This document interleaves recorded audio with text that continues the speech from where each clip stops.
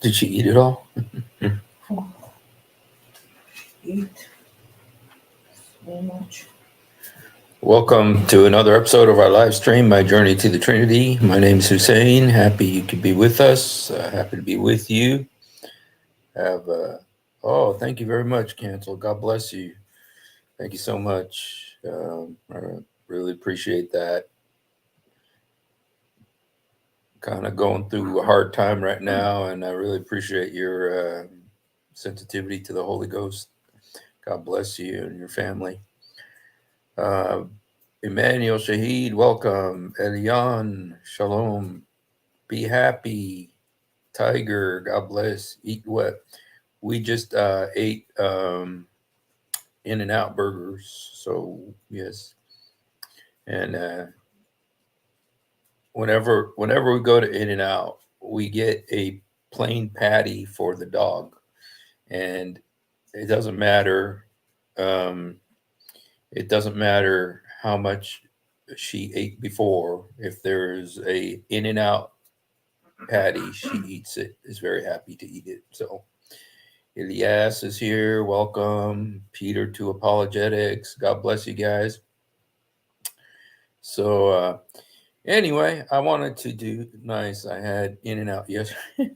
Oh, awesome! You know, In and Out. It's uh, it's a great place, and they got scriptures underneath their cups. Let's see what scripture is in here. Uh, I'm getting usually okay. John 3:16. Wow, thank you so much, Moon God. God bless you.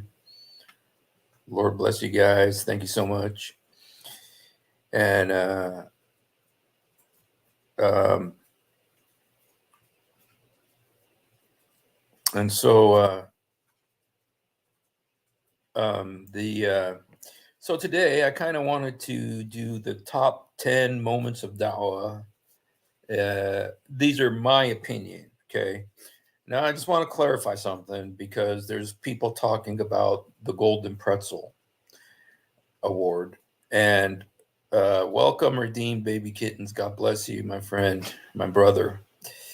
Uh, some people, and it's easy to do, to conflate the Golden Pretzel and the top 10 Dawa moments, but they're not the same. The Golden Pretzel is for people who twist words and twist the truth. Um, how comes you never talk about your gospels? I talk a lot about my gospels, and and I welcome. God bless you, Yusuf. The Lord bless you, my friend. God bless you. Um, so the Golden Pretzel is for people who twist words like Yasser Qadi, the whole group there.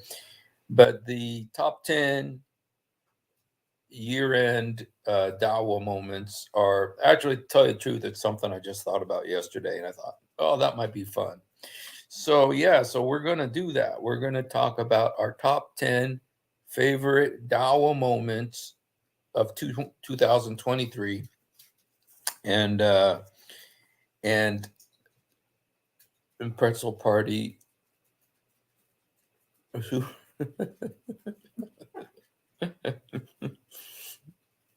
You're funny, canceled club member. Um, so let's go ahead and Hagop Yeremian. Welcome, my friend Jacob Yaqub in Arabic. So Hagop, yeah. All right.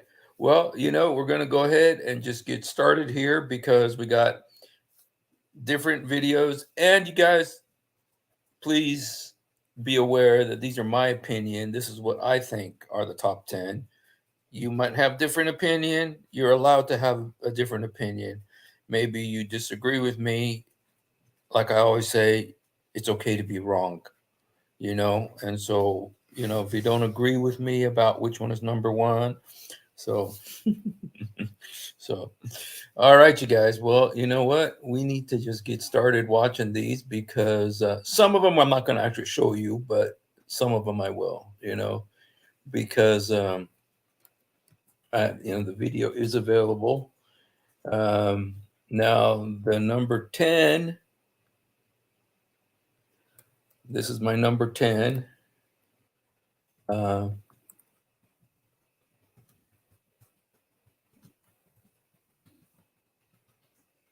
and I give thanks, special appreciation to J Apologetics and Daughter of Christ.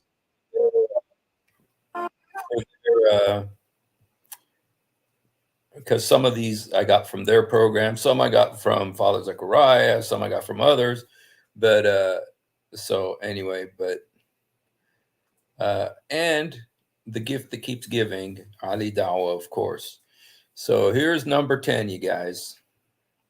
Let's watch it together. I hope I don't get in trouble for putting these on because, every time you play a video, sometimes they give you a copyright strike. And okay, so let's listen to Ali here, our friend Ali Dawa. To it. The topic is secret second wives. And yes, the first topic is it okay? So we're going to do is 2 segments. The first one is going to be that is it okay for a man to be in a secret second marriage or third or fourth marriage for that? Let's start with you, Hijab, inshallah. So let me just summarize the points. I think when we say is it okay, now for Muslim people at least, this will become a fiqh discussion. This becomes a jurisprudential discussion, Islamic law discussion. So with fiqh, there's two. Okay, we've had 3 highfalutin words, okay? Jurisprudential, fiqh, sharia, all these words have come to kind of cushion what he's going to say. So it's good to use big 4-syllable or words that, sound really intelligent when you're going to have to defend something like this. So There's 2 components. There's the abstract and then there's the application. Okay, the abstract and the application. Now look at these women. Watch them as he starts unloading this thing. In fact, you can refer to as fiqh or the rulings, or the asl al-hukm, they would call it. And then it's really good when you got to defend something like this. Throw in some Arabic, like he just did. Asl al-hukm, the origin of the verdict. Okay, so Tanzil al-hukm, which is the application. Tabdil al-hukm. Again, use Arabic words. Everything you do, see, this is all to cushion, to provide cushioning for what you're about to unload upon humanity here. Right? So, to give you an example, marriage itself can take different rulings. Sugar can take different rulings. Like if someone's got diabetes and they take sugar, that can be haram for them. You see, so this subject is like having diabetes. It's haram for you to have sugar if you have diabetes. Okay, but that's haram. It's haram to have sugar if you have diabetes. Okay, and I do have diabetes, unfortunately, but haram, that makes it almost a religious issue. It all makes it a theological issue almost. Yeah, Sharia issue. But the stuff that is permissible is what's amazing. So this is all good. This is all the cushioning, you guys. If someone is morbidly obese and they eat food, that can be haram for them. Okay, eating food, it's also because it's harmful. So even food can take different rulings. Even though a piece of chicken, for example, or a cube of sugar in itself is not haram, but it can be haram in certain situations. Yeah, and so there's lots of things like that. In general, when we talk about this issue here, to get straight into it, when we talk about secret second wives, there's no such thing as secret second wives in Islam, because there's no secrets in nikah. You need to have at least 2 witnesses, okay, according to the majority of scholars. The Malikiyah, they say you don't even need to have witnesses. They say it's The Malikiya, okay, the Malikiya, you guys know you don't have to have any witnesses. According to the Malikiya, you guys, that's one of the four big schools of Islam. There's the Shafi'i, Maliki, Hanbali, Hanafi. And so the Malikiya, he's learned here, you don't even need to have witnesses. Okay, so mustahab, it's not wajib. For the most part, it's not wajib. Wajib means it's not, Necessary. necessary or obligated. It's a school of thought. But they use the hadith a'lan nikah, or you have to a'lan of the nikah. You have to, popularize it to the people. However, having said that, it is very possible for somebody to get married without telling their first wife in Islam, as an abstract hukum. Why? Because there's no prerequisite, there's no conditioning. Ishtirat, there's no conditioning. According to Ishtira, that's great. Ishtira, there's no prerequisite, no ishtira.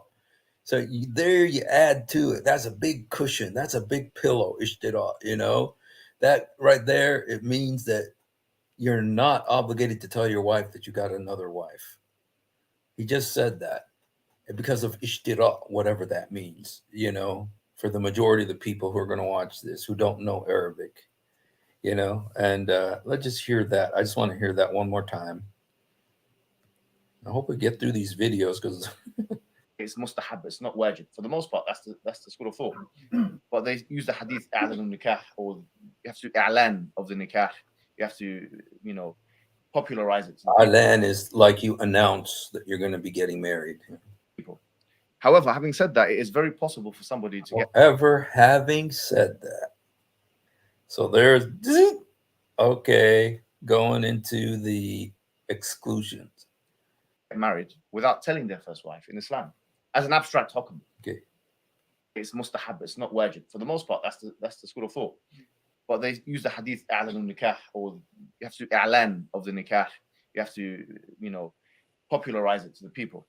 However, having said that, it is very possible for somebody to get married without telling their first wife in Islam, as an abstract hukum. Why? Because there's no prerequisite, there's no conditioning. Ishtirat, there's no conditioning. According to any of the madhahib, in fact, that a man needs to tell his first wife. Okay, according to any of the madhahib. Okay, remember he said that it's according to the Malikis that you don't have to tell your wife. According to the Malikis, there doesn't need to be any witnesses.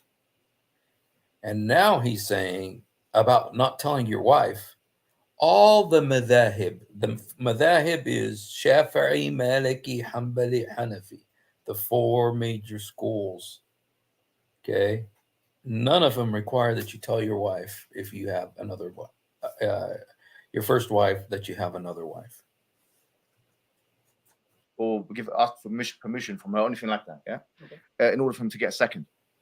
Practically, though, the issue is, if he does it, then he must now, and you think about it, if it's going to be a completely equal polygamy, which is the asl of the situation. Completely equal polygamy. Then he's going to be having to at least divide the nights equally. Because in polygamy, you don't have to divide the days equally, you divide the nights equally. Okay, with polygamy, you have to divide the nights equally, not the days, the nights. Equally. And the nights have a very specific definition from certain times. Now, what I'm saying is, now the second wife, for this to actually be feasible, where the first wife doesn't know, the second wife must do misyar, really. For the most part, misyar is a kind of marriage where it's a tanazul an ba'd al-huquq, that she is voluntarily letting go of some of her rights. Forgoing her rights. And so, if she does that, and for example, she says to the man, "Come to me on such and such a day on this." Okay, so he has a secret wife. And she is allowed under Islam to let go of some of her rights. Okay, for instance, that, whatever those rights might be. And you guys, if you want to see where this is in chapter 4, verse 128 in the Quran. It says that it's permissible for a woman to forfeit her rights. It's permissible for a woman to forfeit her rights. Okay, so what he's saying here is absolutely in the Quran. Okay, that a woman can forfeit her rights, if she's the second wife, but he wants to keep her secret. that, there has to be some kind of arrangement to keep it secret from the first wife. So she has to let go of some of her right to come out and say, hey, I'm Mrs., Mimi Hijab or whatever. So this such and such a night or such and such a place. This is legitimate in Islam. In fact, it has an asl in Islam. this is legitimate in Islam. The Prophet Sauda bint Zam'a did this with him. She let go of her nights for Aisha radiallahu anha. So it's not. He's talking about when the old wife, remember the old wife, Salwa, she was getting old and fat. And so Muhammad said, he wanted to divorce her. He says, you know what? I got all these young, beautiful wives, and, you're old and fat. And she was old. She was older than the rest of them, but she was younger than him, And so, but he wanted to divorce her. And so she said, no, don't divorce me. Just give my night to Aisha, And so Muhammad did not divorce her, It's not haram. In fact, it's something the Prophet did himself. So the question now is, okay, you've got other issues like inheritance, because the inheritance changes. You do have to actually change your inheritance. It's interesting. Anyway, guys, we could watch this. It's so fascinating to watch them defend this insanity. And so I'm not going to that's number 10. That's the number 10. He said it needs opinion. Who said that? Yes. Can you show the verse in the? But his opinion is based. Oh, Sahih Wazir. Okay, let me just. Somebody said that it's just my opinion. Let me go ahead and show you the verse. And I'm glad. The fact that Ilyas is upset about this, I'm very happy that he's angry about this, because that means that he knows this is wrong. He knows this is filthy. Are you listening to what Muhammad Hijab is saying, Ilyas? This is what your religion is. This is what Muhammad did. He's even telling you. The amazing thing is that Muhammad Hijab is telling you that the Prophet did it. Muhammad did this. So if you're following this, it's because you want to follow this, but know what you're following, and your conscience is bucking this. Your conscience is saying, no, this is wrong. This is wrong. That's awesome that your conscience is doing that. Please listen to your conscience and leave Islam. Because if you don't leave Islam, you're going to keep following this. And, we're here to help you understand what you're following so that you will leave. We want you to leave, okay? Here's the hadith. Here's the verse of the Quran. Let me show it to you. Okay. Oops. Huh? Oh. Okay. Let me just show you the share the screen. Huh? Is this the one? No, I'm looking at the wrong one here. Sorry, guys. Remove. Sorry, I'm looking at the wrong one here. Okay, let me just remove this and show you the verse. To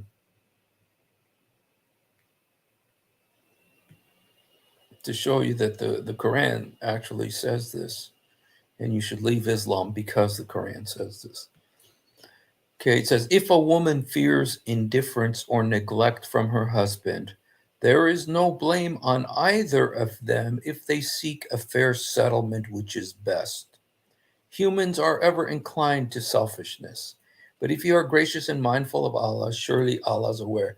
Now, وَإِنْ إِمْرَأَ خَافَتْ مِنْ بَعَلْهَا نُشُوزًا. Okay. لا جناح عليهم إن يصلحون بينهم. Okay, it's saying, and what's interesting about this verse, you guys, is that this is the same word that's used in 434, the word neshuz. In Arabic, it's the word neshuz, which is here it translates it indifference or neglect. But in verse 434, it's rebellion. If a man fears rebellion from his wife, let him admonish her, send her to bed, and beat her. That's what it says in 434. That's what a man's supposed to do if the woman does nishuz. But if the man does nishuz, this is the verse for the if the man does nishuz, this is what the woman can do. She can forfeit her rights. It's okay for her to forfeit her rights if the man does nishuz. Okay. If the woman does nishuz, the man can beat her. But if the man does nishuz, it's okay for the woman to forfeit her rights, to abdicate her rights. This is exactly what this is saying, you guys. This is 4:128. Ilyas, this is what your religion teaches, what your Allah teaches. Leave Islam, my friend. Okay? And if you're a woman, please leave Islam today. You know, now you know what? There's lots of very good Muslim husbands. I know it. I know there are. I know many of them. Wonderful, beautiful people. The problem isn't them. The problem is this. The problem is that this is what Allah said. Okay? So, all right. So that's our number. Oops. I gotta close this. I got 2 StreamYard open. Okay. All right. So that's our number, our number 10 Dawa moment of the year. Okay. Now let's look at the number. Okay. Okay. This is the number 9 moment of the year. Let me go back here a second. Okay, where is it? Okay.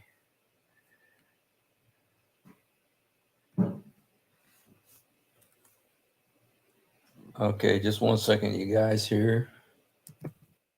Oops.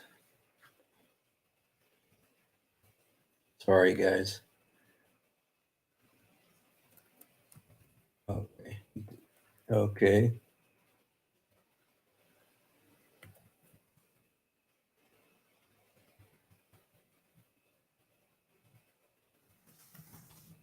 You know, I don't want to make this all about Ali Dawa, but he really was the gift that kept giving this last year. And let's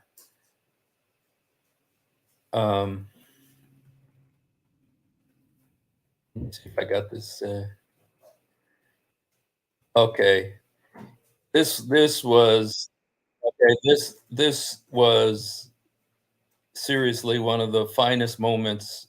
Maybe this deserved to be number 1, you guys, but this was awesome. This was seriously awesome. So let me just share this video. This is number 9. Okay, if you guys know the Beatles, they had a song called Number 9. So, okay. Now again, this is from J Apologetics and Daughter of Christ. And it's about Ali Dawa again. Sorry, guys, you're getting an overdose on Ali Dawa tonight. He's the one who really was the gift that kept giving this year. Okay. Community Ali drama instead of primarily 2, but we're going to show the video like we always do, uninterrupted, and then we will replay it and comment as Call of Duty. Bang out a few videos. Yep, full screen. Yeah, and then we'll comment afterwards. Having a nice time. Gonna order some food. Maybe play some Call of Duty. Bang out a few videos. Somebody sent me a video of Brother Sajid, me and his dispute. It's nothing personal. Dispute. It's nothing personal. Yes, Sajid, you're watching this. You are a 5-star, grade A jahil. Nothing personal. And I'm going to show you how ignorant this Medina student Sajid is. Nothing personal. You jahil, ignoramus. Nothing personal. And you have no damn knowledge. Nothing personal. You have no wisdom in doing dawah. Nothing personal. That's why I don't blame you from sitting in your room as a Medina student doing reaction videos. Nothing personal. Like you run away when a Christian came and approached you. You run for your life. Nothing personal. I will fundraise, and even from my own pocket, for a sadaqah jariyah so he can come back with real knowledge and hikmah to serve the ummah in a better way rather than backstabbing. Nothing personal. Sit down in your chair, in your little room, reaction videos as a Medina student. That is what you're known for. Nothing personal. And criticizing others. Just look for backbiting, backbiting and slandering and backstabbing other people. Nothing personal. My issue with you when it comes to the backstabbing, it's going to be in front of Allah on Yawm al-Qiyamah. Me and you. Nothing personal. Somebody sent me a video of Brother Sajid. As you guys know, me and his dispute, it's nothing personal. It's a matter of, I've said it before, about the backstabbing. And it's not just me, he's done it to many people. He's an armchair critic who has no qualifications. He claims that he done 5 years in Medina. In the video, he mocks me and he's doing a side dig because I sat down with an individual called Oli. And Oli is an individual who I was giving Dawa to. He has no experience in the Dawa field. This is proven by his own tongue. Okay, so this is the main thing here, guys. This is why this is number 9. Now, it could have been number 9 just for what you just saw there between two of the Dawa giants or YouTube giants, you know, going at each other like that. But what the real reason why I chose this for number 9 is what you're going to see now. Okay. Yes, Sajid, you're watching this. By your own tongue, you just proved yourself that you were unqualified. Reading books is different to doing it in person. The point is what? You are having a go at me because I was sat down with apparently a trans. Okay, Oli is somebody who I Okay, he sat down with a transgender person. speak to. I have communication with him. And you need to understand something. And this is how I know you have no idea about Dawa.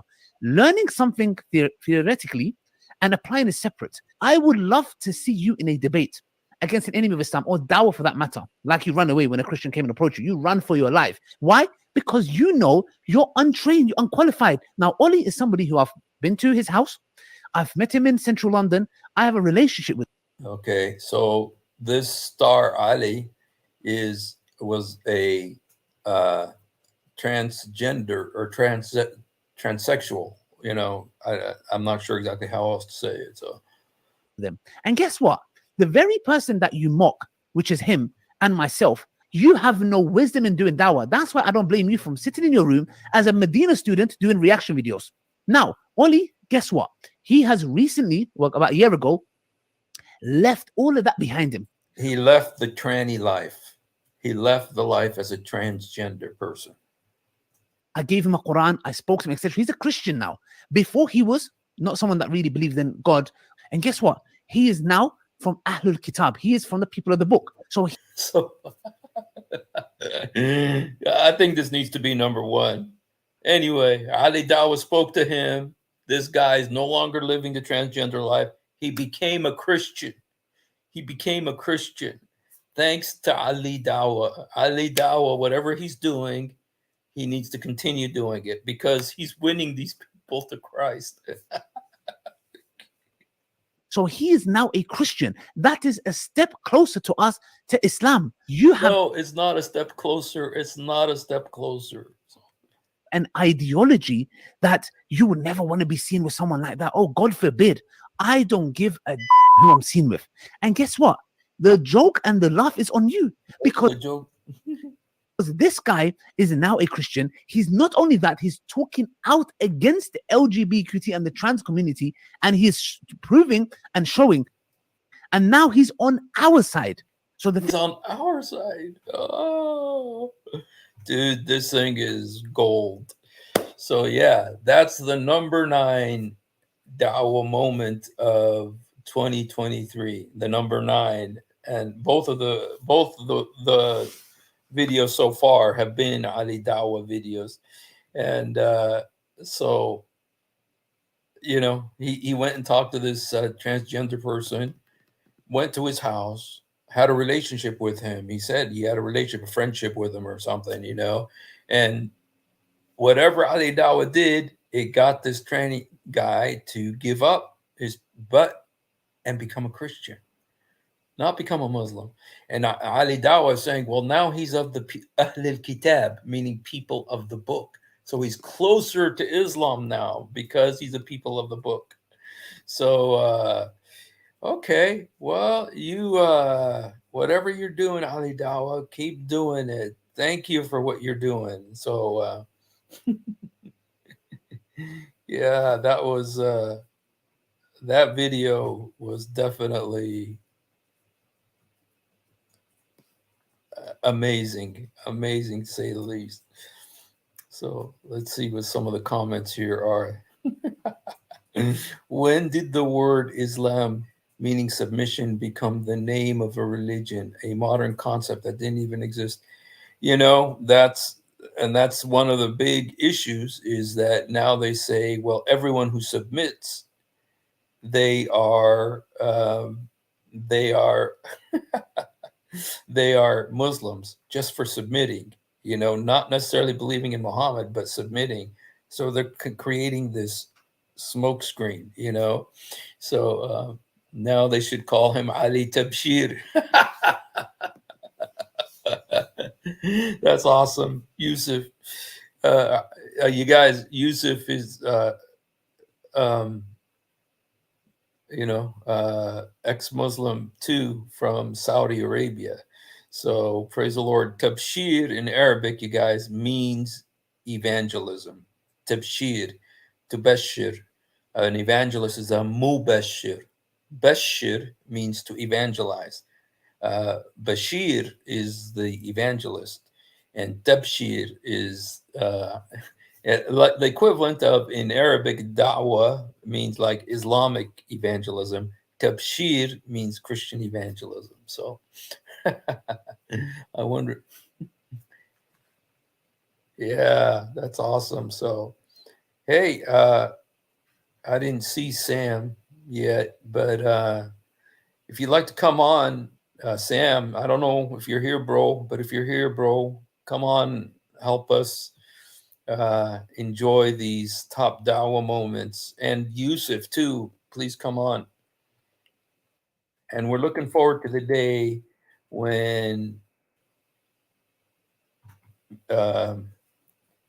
redeemed baby kittens will come on and join us as well. I'd also like any of the Muslims. Here's the link, you guys. Come on. And, you know, any of you guys who want, feel free. There's the link. Feel free to come on and give us your view. Is my judgment correct? Does this deserve to be number 9? To tell you the truth, you guys, this deserves to be number 1, because, you know, he's, you know, amazing that he got this guy to become a Christian. He led him to the Lord. So, all right. Well, let's look at another great Dawa moment of 2023. And this is also one of my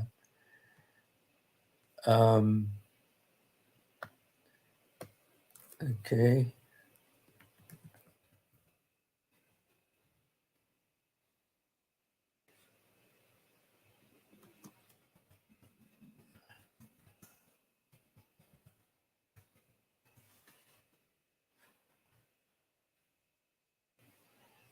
Okay, and this one we'll go ahead and let's see.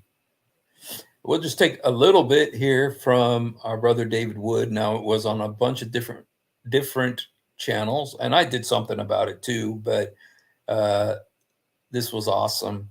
So let's just listen to a little bit of what David Wood says about Ayan Hershey Ali, one of the great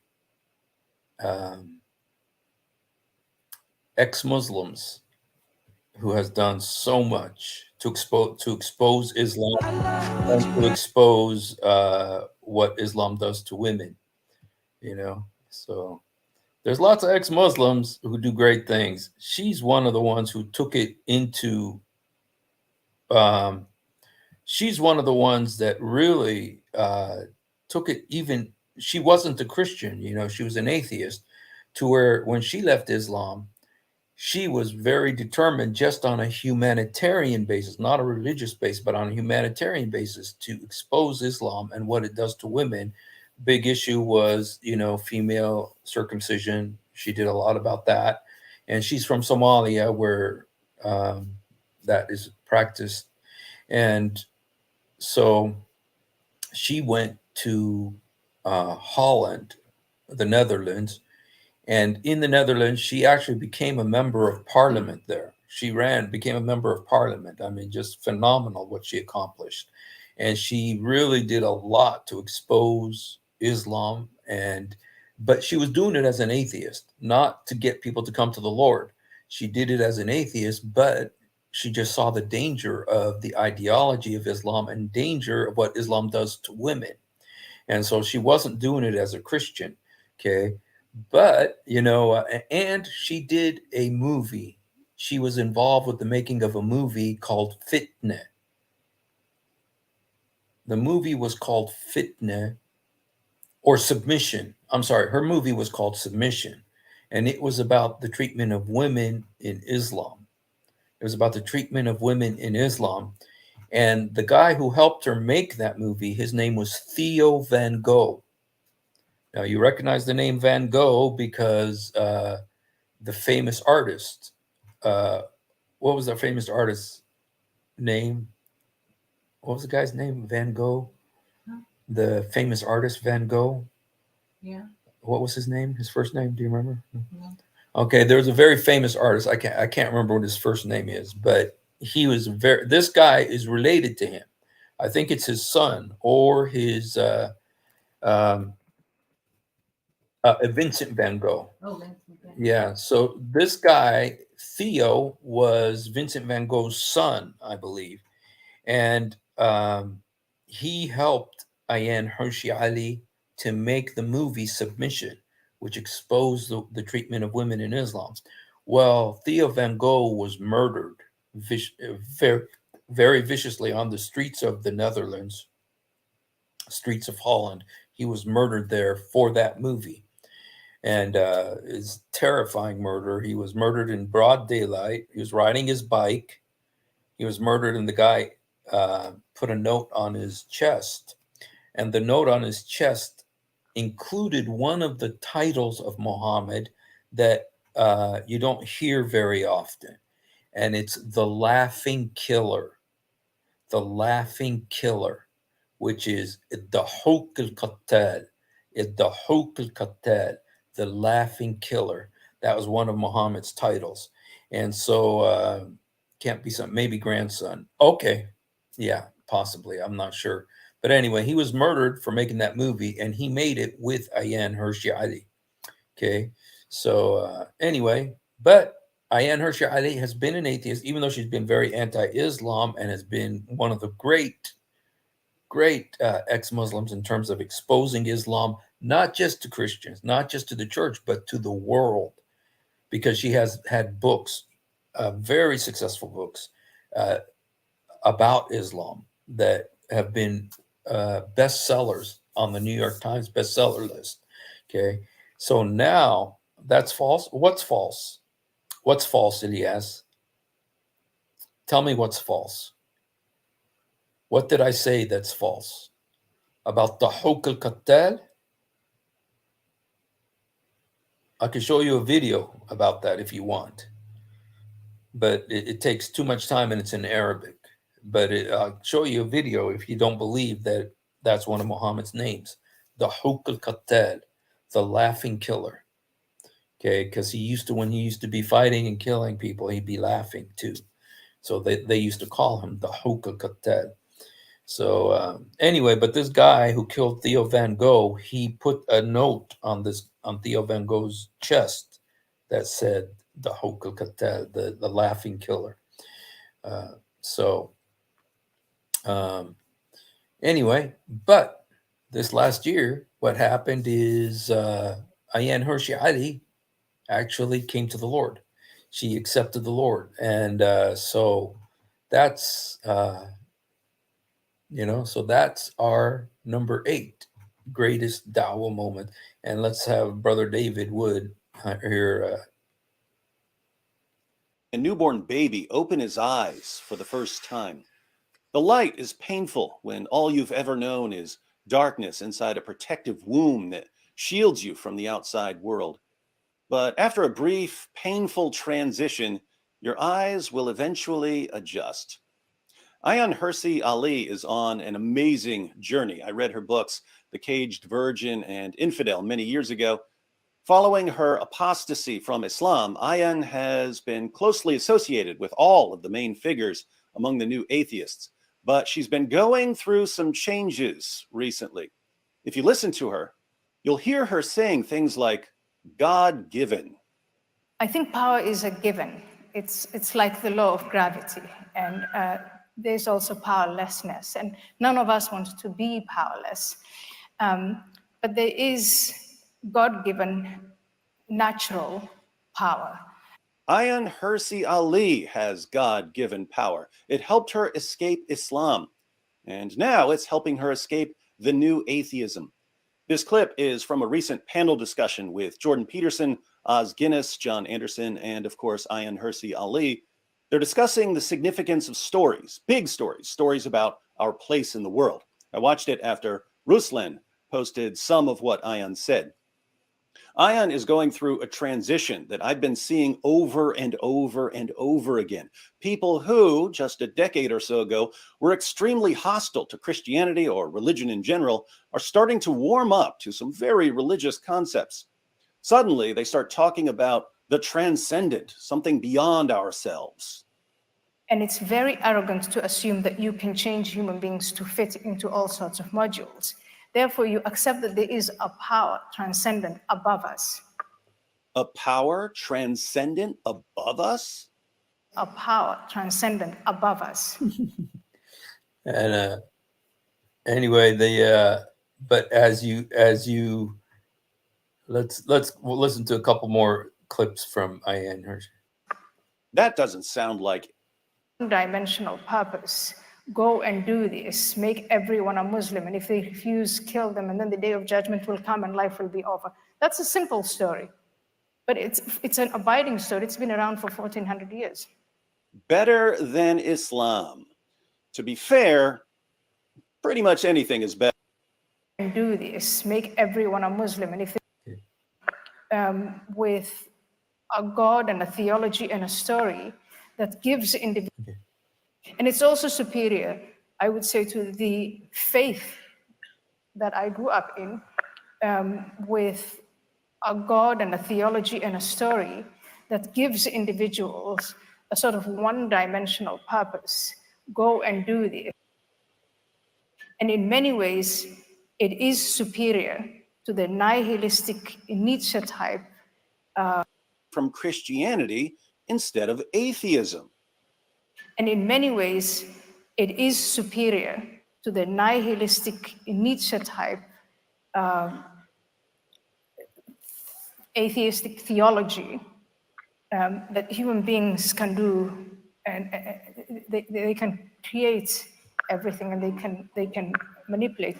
Wait, Okay, now that's there. She was talking about Christianity. Christianity is what is superior, and she goes on to say, and I know I think you guys know this already, but I just kind of wanted to show it because this is very significant here. Listen to what she says here.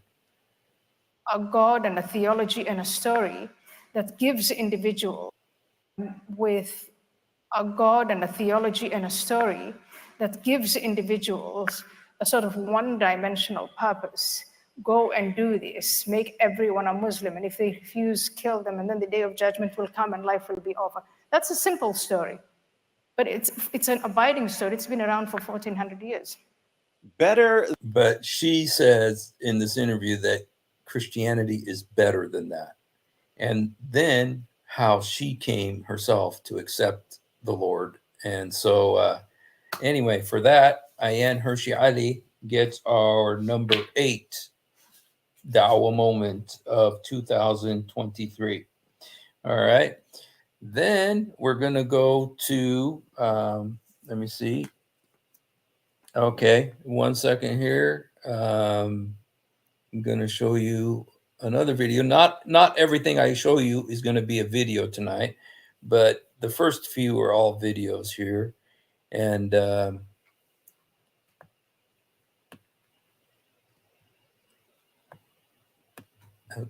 oops. Okay.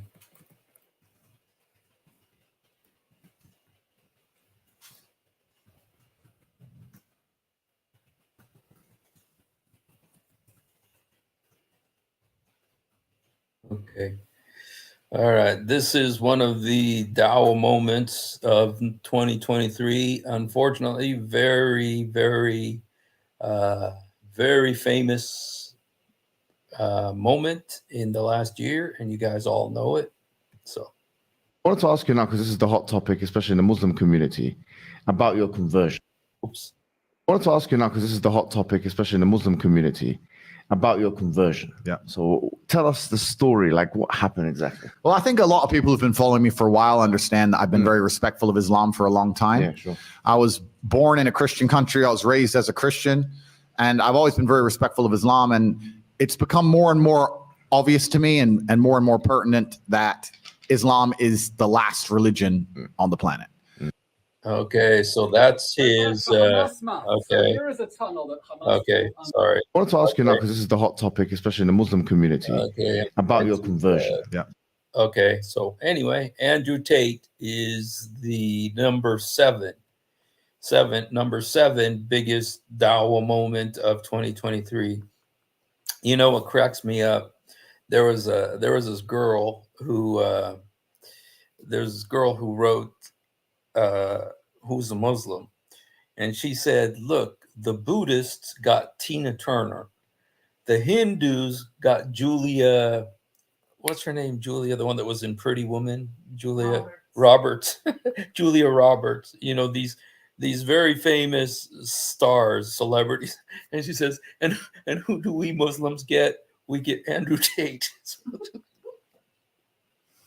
And you know, and the funny thing is just watching the cycle of things that happened after Andrew Tate, you know, became a Muslim, supposedly, you know, with his situation when he went to, I believe, was it Poland or Romania? I can't remember the country he went to. And, you know, the way he's trying to avoid the law there, and everything that happened to him over there, and the way the Muslim world came to his support. And I remember when I used to go preach in front of a mosque, there was this one kid who always would come up, and he was a big Dawa person too. And he always was so enamored of Andrew Tate.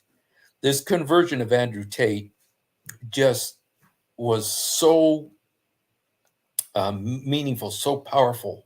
You know, I guess for Christians, you know, for like in America, you know, I remember when Bob Dylan became a Christian. You know, Bob Dylan started singing gospel music, and just it shook the Christian world, the Christian music world, because you know he's one of the biggest celebrities. You know, and that's how Andrew Tate has affected a lot of young men in the Muslim world. And so what's funny is that when Andrew Tate didn't change any of his behaviors, about the drinking, about the women, about everything else he was doing. And remember the great defense that Ali Dawa, of course, had, and that is that Andrew Tate is a Muslim, but he's not a believer. He's a Muslim, but he's not a believer. And there's a difference between a Muslim and a believer. Remember this semantic hair splitting that Ali Dawa did because of Andrew Tate, because his life didn't change.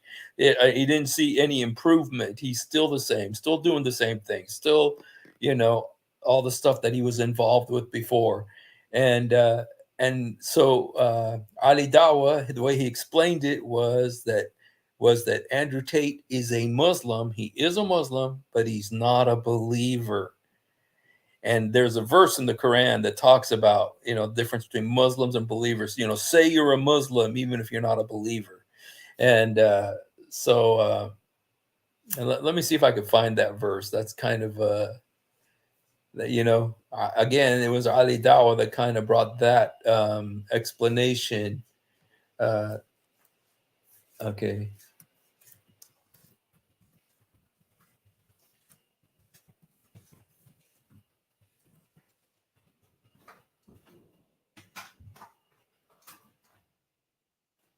Okay.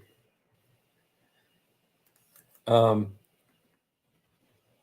want to actually show you the verse that talks about this.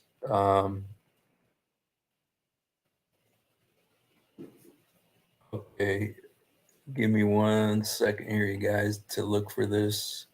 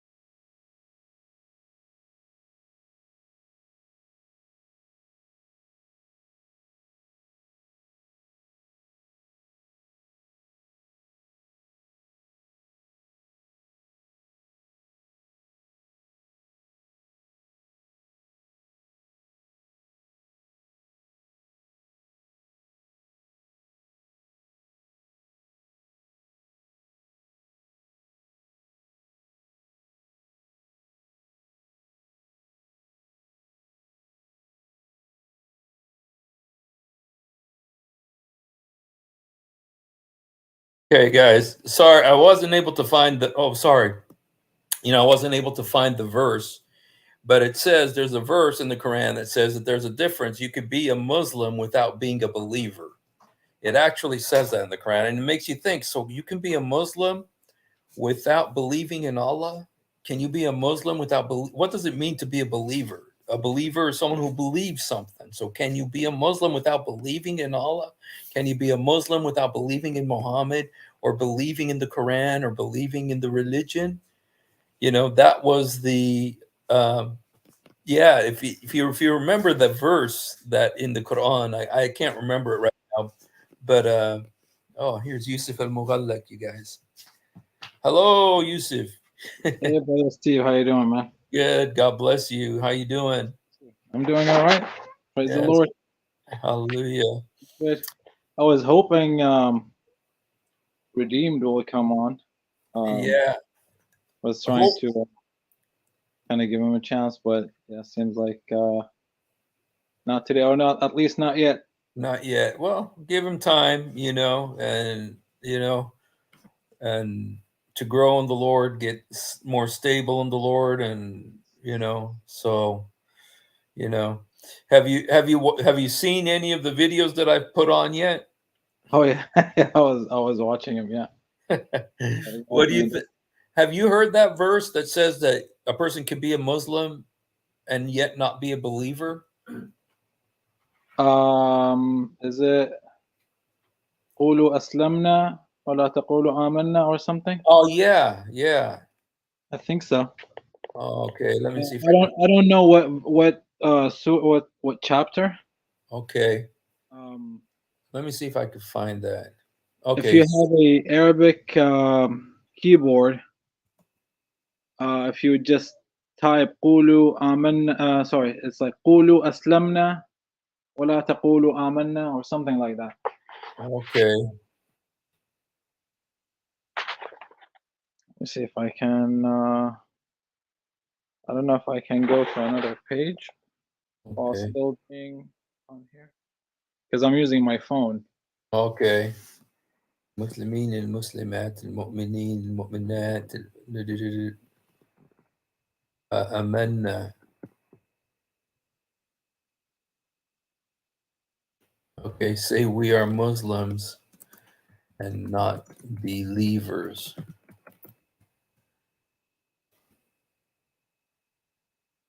Okay.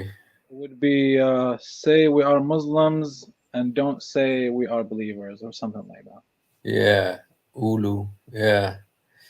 Anyway, that was the verse that Ali Dawa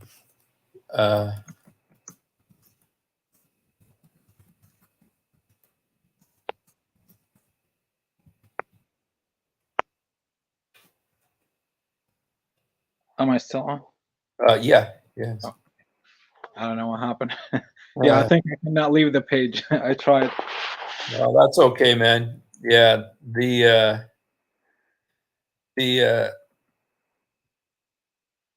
you know, I did a program about it, and I should have actually prepared. I wasn't really, you know, I kind of just I didn't have a chance yet to put this all together. So, but anyway, I can type it for you in the chat, in okay, the private chat in Arabic, because I have a Arabic keyboard in my phone. okay, Probably you can just copy and paste, and maybe you can find it. okay. All right.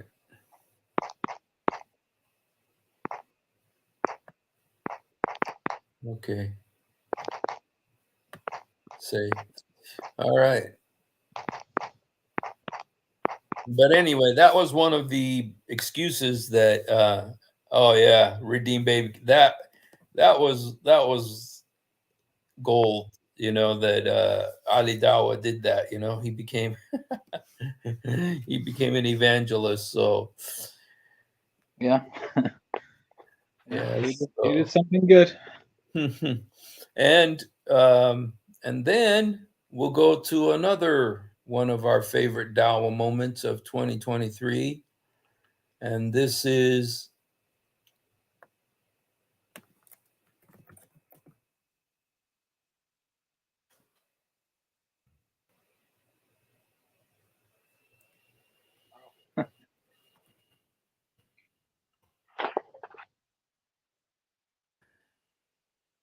okay, it's our friend Sneeko and his conversion to Islam.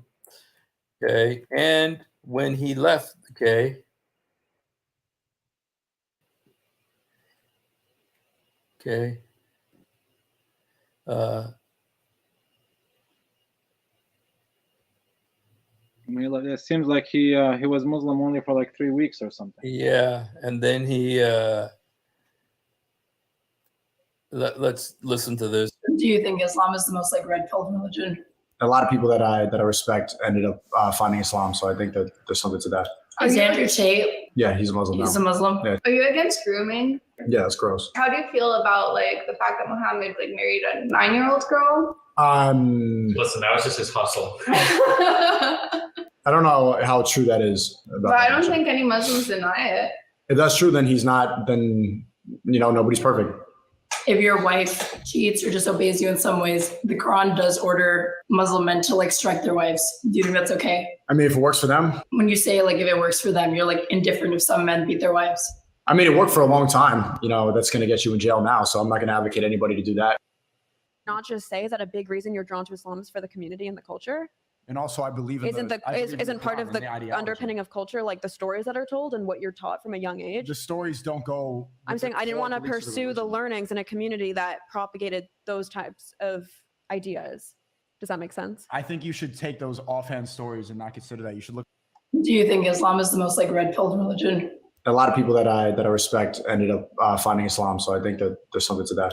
Is Andrew Tate? Yeah, he's a Muslim now. He's a Muslim. Yeah. Are you against grooming? Yeah, that's gross. How do you feel about like the fact that Muhammad like married a 9-year-old girl? Listen, that was just his hustle. I don't know how true that is. But I don't think any Muslims deny it. If that's true, then he's not. Then nobody's perfect. If your wife cheats or disobeys you in some ways, the Quran does order Muslim men to like strike their wives. Do you think that's okay? I mean, if it works for them. When you say like if it works for them, you're like indifferent if some men beat their wives. I mean, it worked for a long time. That's going to get you in jail now. So. Okay, so there's our number 6 video, Sneeko.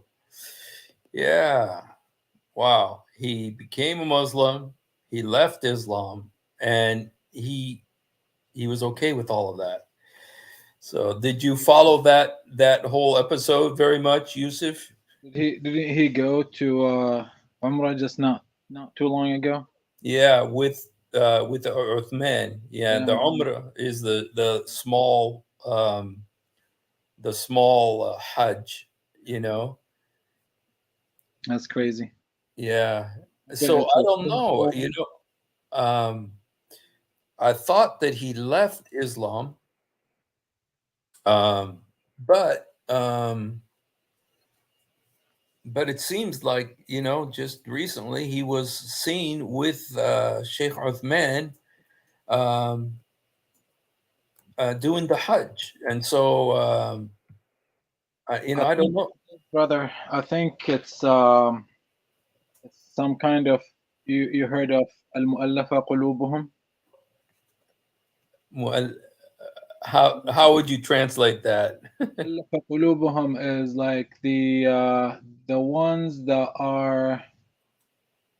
that their heart been softened, or Oh, so this is something that when you try to invite someone to Islam, and whatever you do, it doesn't work. You try bringing them verses from the Quran, it doesn't work with them. You give them hadith, it doesn't work with them. You show them Islamic teachings, it doesn't work with them. Nothing works with them. Then how do you soften their hearts? You would use money instead. oh. I was expecting it was going to be something noble, but No, it's literally money, because even big heads became okay. Muslims during Muhammad's time. Yes. Abu Sufyan, if you Okay. heard this name, Muawiyah, who else? Muawiyah the caliph? Muawiyah the caliph and his father Abu Sufyan. They both became Muslim. They were the first people who were called al-mu'allafa qulubuhum. Meaning they were bought. Yes, they were bought. Each one of them, at least Abu Sufyan and Muawiyah, they were bought. I mean, it's in the hadith. I'll have to find it for you. I don't have it right now. But they were bought with 100 camels each. Oh, that's right. I remember that. Yeah. So this is al-mu'allafa qulubuhum. Okay. Which Wow. is, during that time, compared to now, it's like I'm giving someone 100 GMC trucks. That's their vehicles there in the desert. Okay. So Yeah, right. Yeah, it's equivalent to a truck here. Yeah. Um, was it you who did that? Because somebody did this with me on a live stream, but I can't remember. No, Was it I you? didn't do it. I didn't do it. Okay. Something funny. Yeah. My family tried that with me. Oh. To bring me back to Islam. Wow.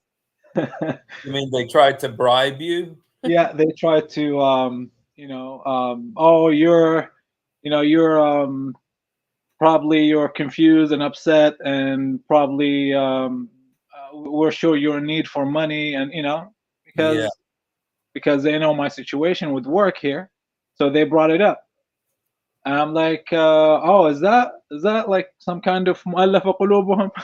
They got some kind of bribe. Yeah. Wow. Well, you know what? Yeah, you know what? That they did that. And I'm trying to remember who did this, because there was somebody just recently who actually did it in Arabic with me, went through it in Arabic about the mu'allif al-qulub, the trying to win their hearts, or to buy them, So wow. So you never know. There's a lot of money that goes into these Dawa projects. Yeah, so I'm wondering if Sneeko, because I mean I saw videos of him about buying land or investing or whatever.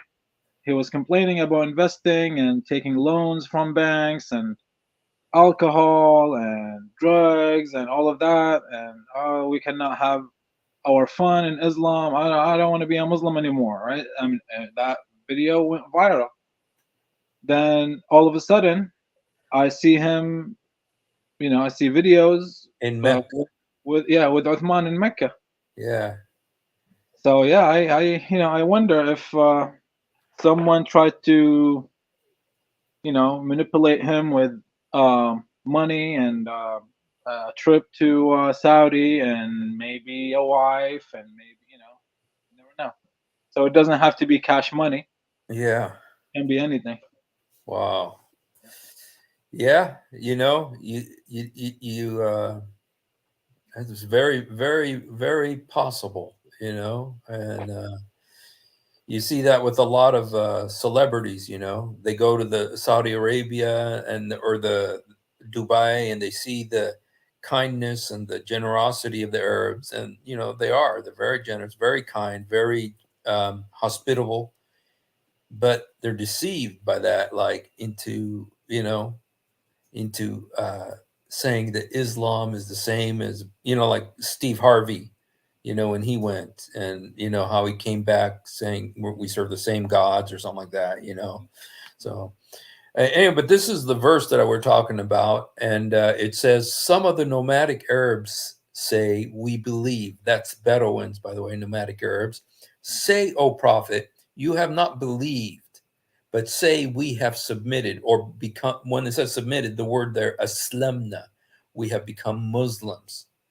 Okay, for faith has not yet entered your hearts. But if you obey Allah and his messenger wholeheartedly, he will not discount anything from the reward for your deeds.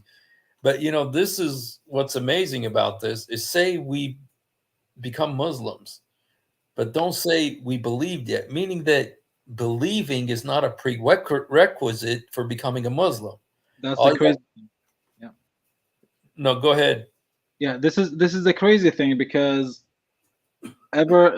since ever I was a kid, I remember struggling with this too, because again, you can be a Muslim, and this is level 1 that you start with, and then it depends how much you do as a Muslim, then you become a mu'min, which a believer. Yes, exactly, mu'min means believer. So how can you be a Muslim before you believe? You have to believe first. You gotta believe. You gotta be a mu'min first. Supposed to be you become a mu'min first, and then according to your iman, according to your belief, you decide what kind of belief, right? You gotta let's say I believe in God, and then who's God? What God do you serve? It's not oh, I serve Allah, now I'm Muslim, then I become mu'min. If you're Muslim, you already believe in God. You already believe in a religion. You already believe in heaven and hell. You already believe in all of that. So you are already a mu'min. Wow. And it's just like, it shows you, because with Jesus, he says, they asked him, what is the work that we must do? And he says, it's to believe. I mean, you can't go anywhere. It says, without faith, it's impossible to please God. But that's not the rules in Islam. In Islam, you just say the Shahada. And you say the Shahada before faith enters your heart.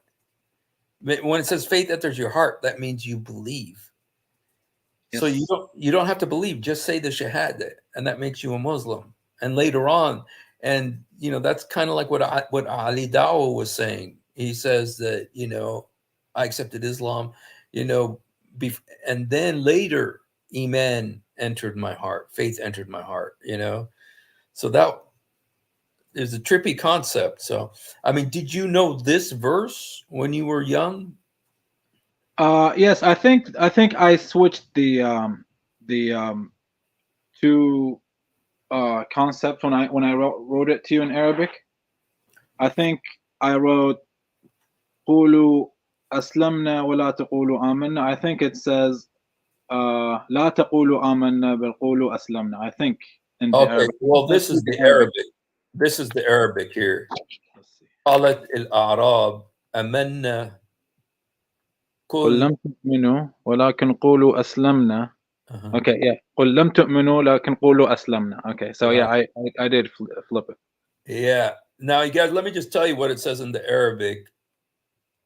Well, I think it is pretty good in the English translation. It says, They said that the Bedouins said, we believed. And Muhammad said, don't say we believed. Say we became Muslims. Kulu aslamna, we became Muslim. Ulama yudkhul al-iman fi qulubkum. And when faith will enter your heart, meaning that you can become a Muslim without believing in Islam. I don't know if that's true, but you just got to say the words, right?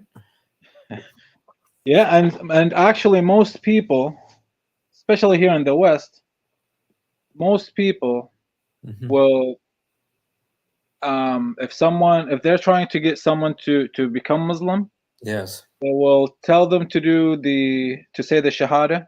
Mhm. They don't even have to know what they're saying. Yeah, yeah, As long as they say it, yes, and after they say it, oh, they can learn later. right. Yeah, they can learn what it means later, or at least say it for now before you change your mind. Mhm. All right, so yeah, you say it now, and then we'll teach you what it means. We'll teach you how to pray. We'll teach you. So all of this, the person will say the Shahada without knowing any of this. Right. And I've seen it. I've seen it.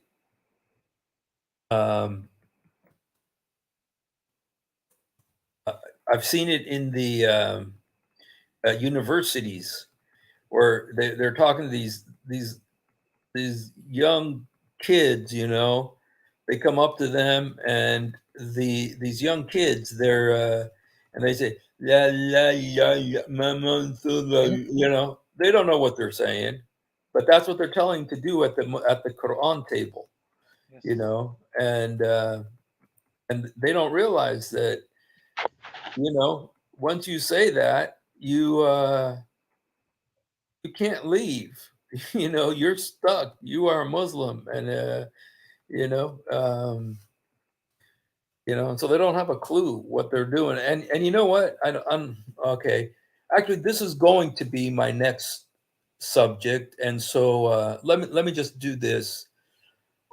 Let me just do this because this is going to be my next number 5 Dawa moment of 2023, which is okay.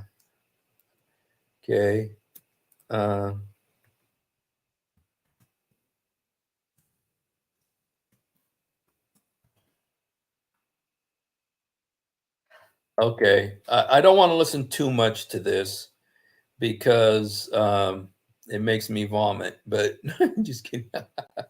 But I do want to listen just a little bit because it is kind of in line with what we're talking about right now.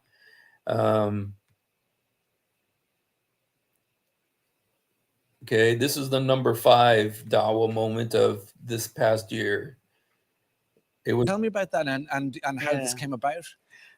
Well, the word revert, it refers to the idea that if you were this is a very famous singer in the West. Her name is Sinead O'Connor, and she was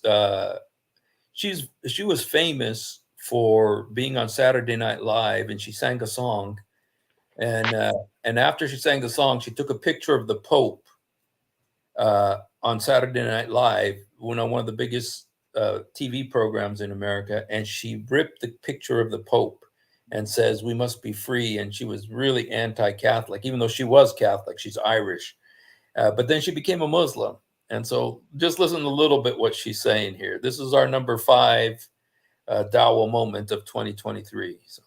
were to study the Quran, you would realize that you were a Muslim all your life and you didn't realize it.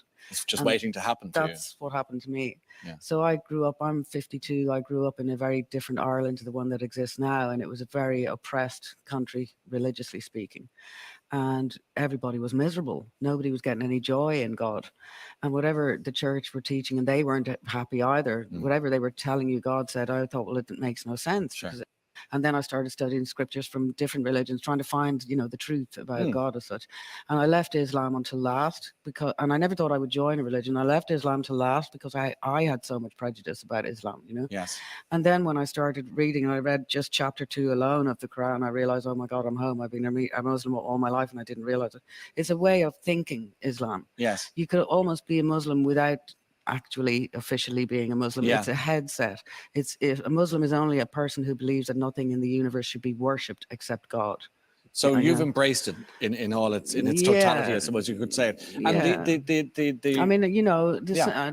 just to be whatever, but like in the same way that I would have embraced Christianity, there's things I like and things I don't course, like, and you know, things I identify with and things I don't identify with. Do you know what I mean? Okay, she's saying there's things she likes, things she doesn't like. In Islam, you can't throw out the things you don't like. You are stuck with them. You know, it's not like you take 50% of Islam. But one thing she says here that was so interesting is she says she didn't have to give up her Christian beliefs Yeah. because Yeah, you that's can. a bit, well, that's a script, man. That's a script. Everyone says that. They all say that. Yeah. Oh, you still don't. You don't lose Jesus. You still believe in Jesus. Yeah. Yeah. And so but you know what? When I heard that, I said, why is she saying that? Except that she's been lied to. Yeah. She has been lied to. She's been seduced by these. You know, the Bible talks about seducing spirits at the end of time. And just listening to her, you know, it made me see the seducing spirits that lured her, you know. And but anyway, she died this last year, and when she died, everybody was talking about her Islam. She became Muslim, became religious, and you know, and you know how anyway. Yeah, I saw the news show. They did a janaza for her or whatever. Oh, really? Yeah. Yeah, well, you know what? You know what? She really didn't understand Islam. You know, when I watched the videos of her and stuff, she did not really understand Islam. And that's what happens so often is that people are lied to. Hey, Redeemed Baby Kittens, God bless you. We're so happy that you are here, man. And we want you to always be here. This is your safe space here, okay? We care about you, want you to grow in the Lord, know more and more about Jesus. And so God bless you and thank you for coming tonight, man. And hang out for as long as you can. We got a couple more videos. We only got like 4 more issues. So, all right. So yeah, so that was our number 5 video for the number 5 Dawa moment of the past year. But the next one is one that that I play almost every day, but this was worth its weight in gold. And so let's play this. This is the number 4 Dawa moment of 2023. If you have ever wondered why Dawa apologists lie so much, it's because on a rare occasion that they tell the truth. This happens. One of the reasons I accepted Islam was the scientific miracles. I'll be honest with you. And now we know that this whole scientific miracles was absolute nonsense. You're going to have to repeat that. Okay. When he said that the scientific miracles of the Quran are absolute nonsense. Nonsense, yeah. Yeah. Did you ever use those, or were you aware of the quote unquote scientific miracles of the Quran? Yes, and notice every time those scientific miracles are mentioned, there is something that's said right behind it, right after they say it. Even though the Quran is not a science book. Right. You know why? Because everyone believes there is no science in that book. There is no scientific miracles in that book. So it's more like a they have to, you know, and they have to involve psychology in it. They bring this this word right behind it, this phrase right behind it, even though it's not a science book, but still it shows enough science. And then it's, you know, they will bring the 2 C's that they don't mix. They'll bring the creation of the baby in the womb. They will bring what else? that everything lives by water. The water cycle, and the sun, and that the shamsu tajri mustaqarran laha. What is it, like the sun? Sun is moving in its orbit or running in its orbit or whatever.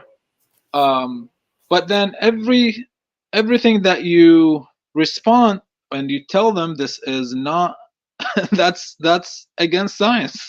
That's not science at all. It has nothing to do with science. Oh, what do you know about science? This scientist said this, and that scientist said this.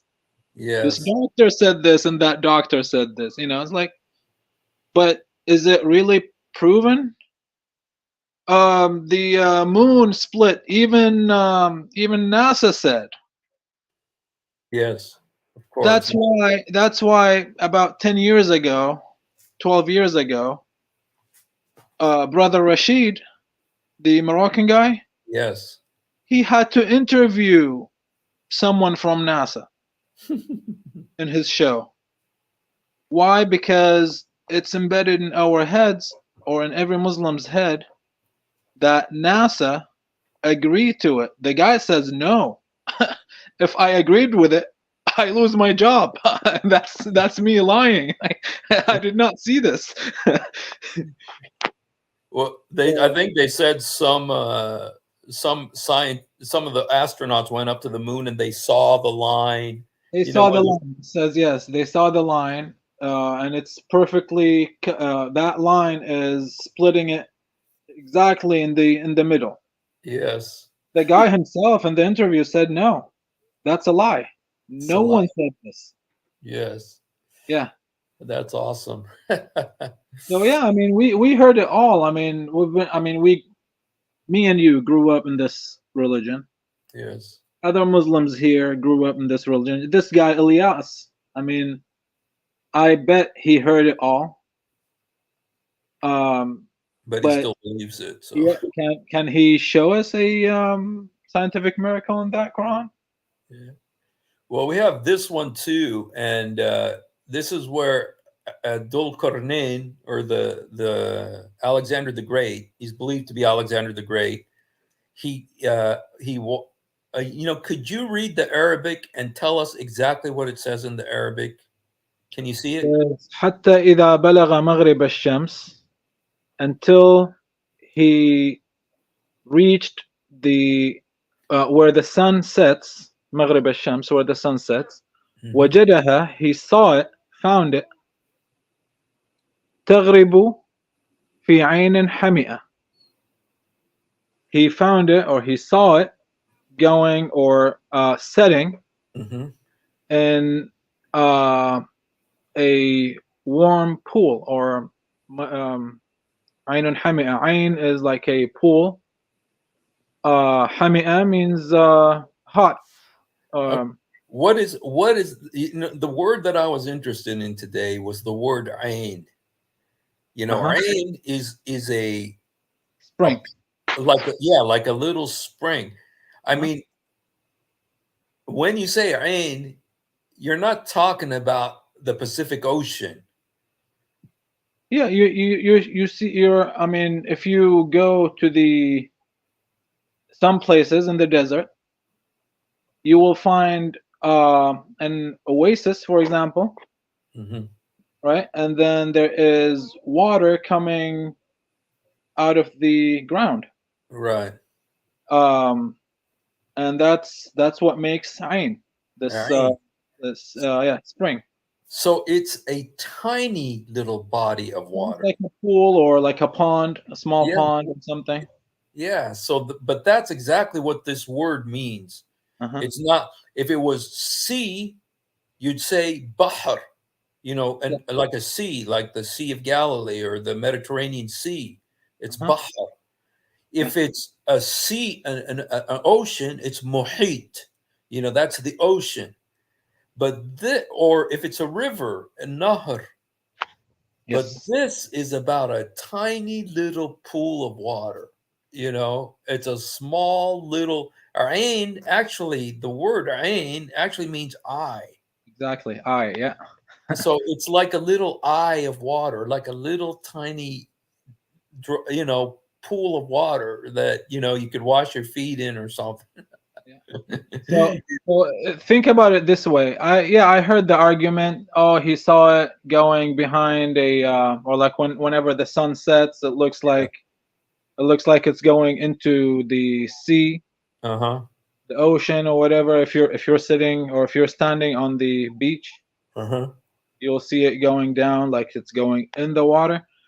But think about it this way: if this ain is so small, if it was anything like the ocean, it wouldn't be a desert. Yeah. It wouldn't be a desert. It would be like heaven. You'll see trees all over the place. You'll see it green. It's gonna be Eden there. Yeah, and then, even, of course, we know this now, but even if it was the ocean, I mean, the word تغرب في عين, what does that mean? Going into تغرب is like setting in. I mean, it's like the sun went inside of this body of water. That's what this is saying, right? Yes. Yeah. And so this is a scientific miracle. That is a miracle, man. And it says the sun is setting in this tiny little pool of water. And there's so many. He found its people too, so it's not from far away. Yeah. Like he found the people that this sun set into that water or whatever, the ain. Mm-hmm. Right after it says وَوَجَدَ عِنْدَهَا قَوْمًا. So wherever it's set, he found people. Yes. By that spot. Yes. So it's not from far away. He's not on the beach and seeing things. Yes. And you know what? I don't know if you've seen Zakir Naik, what Zakir Naik says about this. Did you hear what he said here? No, I don't think I heard him. I don't know. Maybe it's like sometimes I don't pay attention to what he says because by default I just assume whatever he's saying is nonsense. Yeah, it's comical, but every now and then he wants to show off his Arabic skills. Mm-hmm. And he did that with the word wajadaha. He says wajadaha means it appeared. No, wajad appeared would be appeared would be something else. Appeared. I mean, wajadaha means found. Like if something is lost, and you found something, is wajadaha, wajadtuha. He found it, and it's used. Yeah, even little kids. Like if you're teaching a kid Arabic, and they're they're trying to find a like brainstorming, like finding an idea, the kid would go, yeah, wajadtuha. It's like I found it. Yes. Yeah. And and the word is used again right there. وَوَجَدْ عِنْدَهَا قَوْمًا. I mean, he found people by it. It didn't appear there were people. He found. But Zakir Naik, whenever he wants to deceive, he goes into the Arabic. Yes. And this right here, he translated the word wajadaha to mean it appeared. But it doesn't mean it appeared. It means he found it. And so, yeah. And so a lot of things appear. Yeah. Appeared, I was thinking maybe dhahar will bayyin, something like that, that it appeared, but anyway, this right here is a real scientific miracle, and there's another one that I wanted to show you. Let me see if I could find this one. It's a miracle of embryology, and of course the Quran has so many miracles of embryo miracles. Yeah, I think I know what you're talking about. Yeah, the flesh covered the bone or something like that. Let me see. Yeah, أحسن الخالقين. Yeah. Yeah, it says that it says then we develop the drop into a clinging كسونا clot. العظام لحما. كسونا العظام لحما. Right. Yeah, we clothe the bones with flesh. Yeah. So that when the baby's being made, Allah makes the bones first, and then He puts flesh on the bones. And in Arabic, it's عظما what's the kasona العظم لحما. كسونا العظام لحما. Yeah. ثم أنشأناه خلقا آخر. Yeah. From the beginning it says ثم خلقنا النطفة علقة فخلقنا العلقة مضغة Okay. فخلقنا المضغة عظما أو عظاما فكسونا العظام لحما. Yes. ثم أنشأناه خلقا آخر فتبارك الله أحسن الخالقين. And that's a big problem, very big problem. The last 3 words, 4 words. تبارك الله أحسن الخالقين. This is one of those verses you could write a book about because there's so many problems with it. Now, the scientific miracle here is that it says that, and Father Zechariah is the one that kind of talked about this. I heard him. He says, is that according to Allah, there's these little baby skeletons inside the mother. You know, there's a point at which the baby turns into a little skeleton inside of the mother, and then flesh is put on the bones. You know. Yeah. So there is خلقنا المضغة عظاما. Yeah. So yes, up to this point, second line, right in the middle, عظاما. Yes. That would be the skeleton. Yes. So if I remember seeing Father Zechariah talking about it. Yes. And it's funny because, you know, with his Egyptian accent and stuff, and you know, Egyptian accent, they even if they're serious, it sounds like jokes. Whatever they say, it's like, you know, it's they're like happy people. You know? But he's got the sarcasm in his voice too. Yes.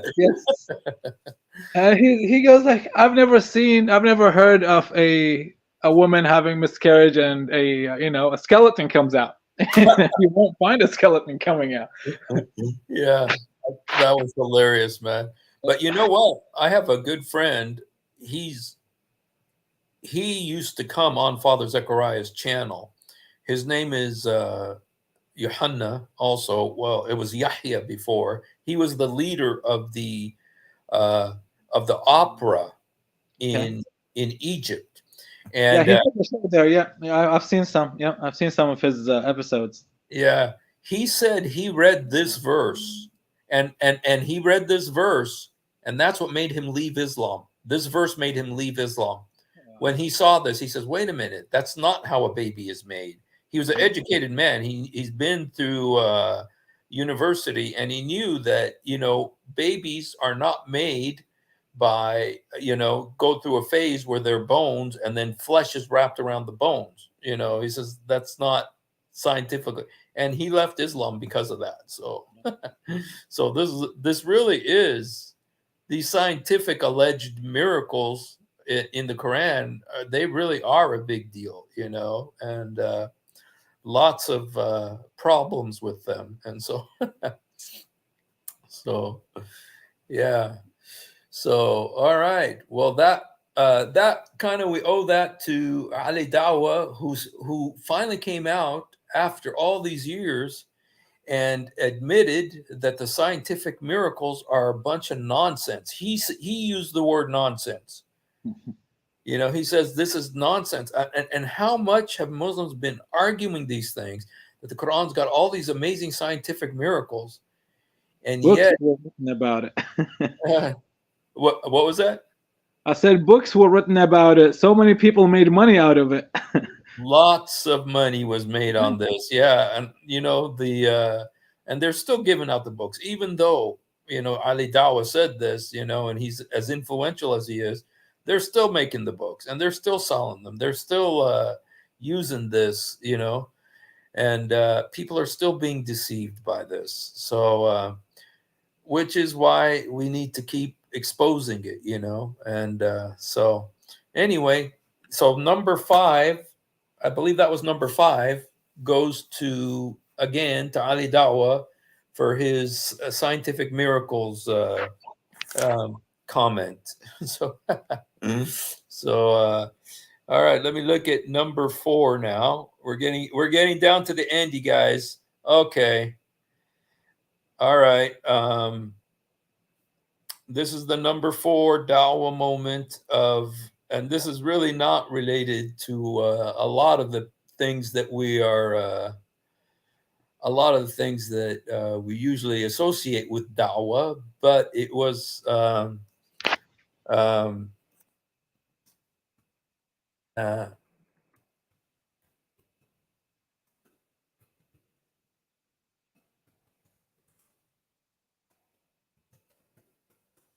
okay. Let me see. Okay. Okay. There's okay. It actually is the video. This video. And go to hell. Yeah, and she'll go to hell for it. Okay. Okay. I want to show this. I'd love to have your comment on this, Yusuf. Okay.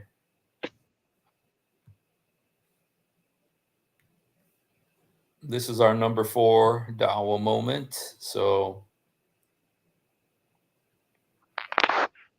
step here in New York City in support of historic step here in New York City in support of the Muslim community. Mayor Adams announced new guidelines clearing the way for the Muslim call to prayer to ring out freely.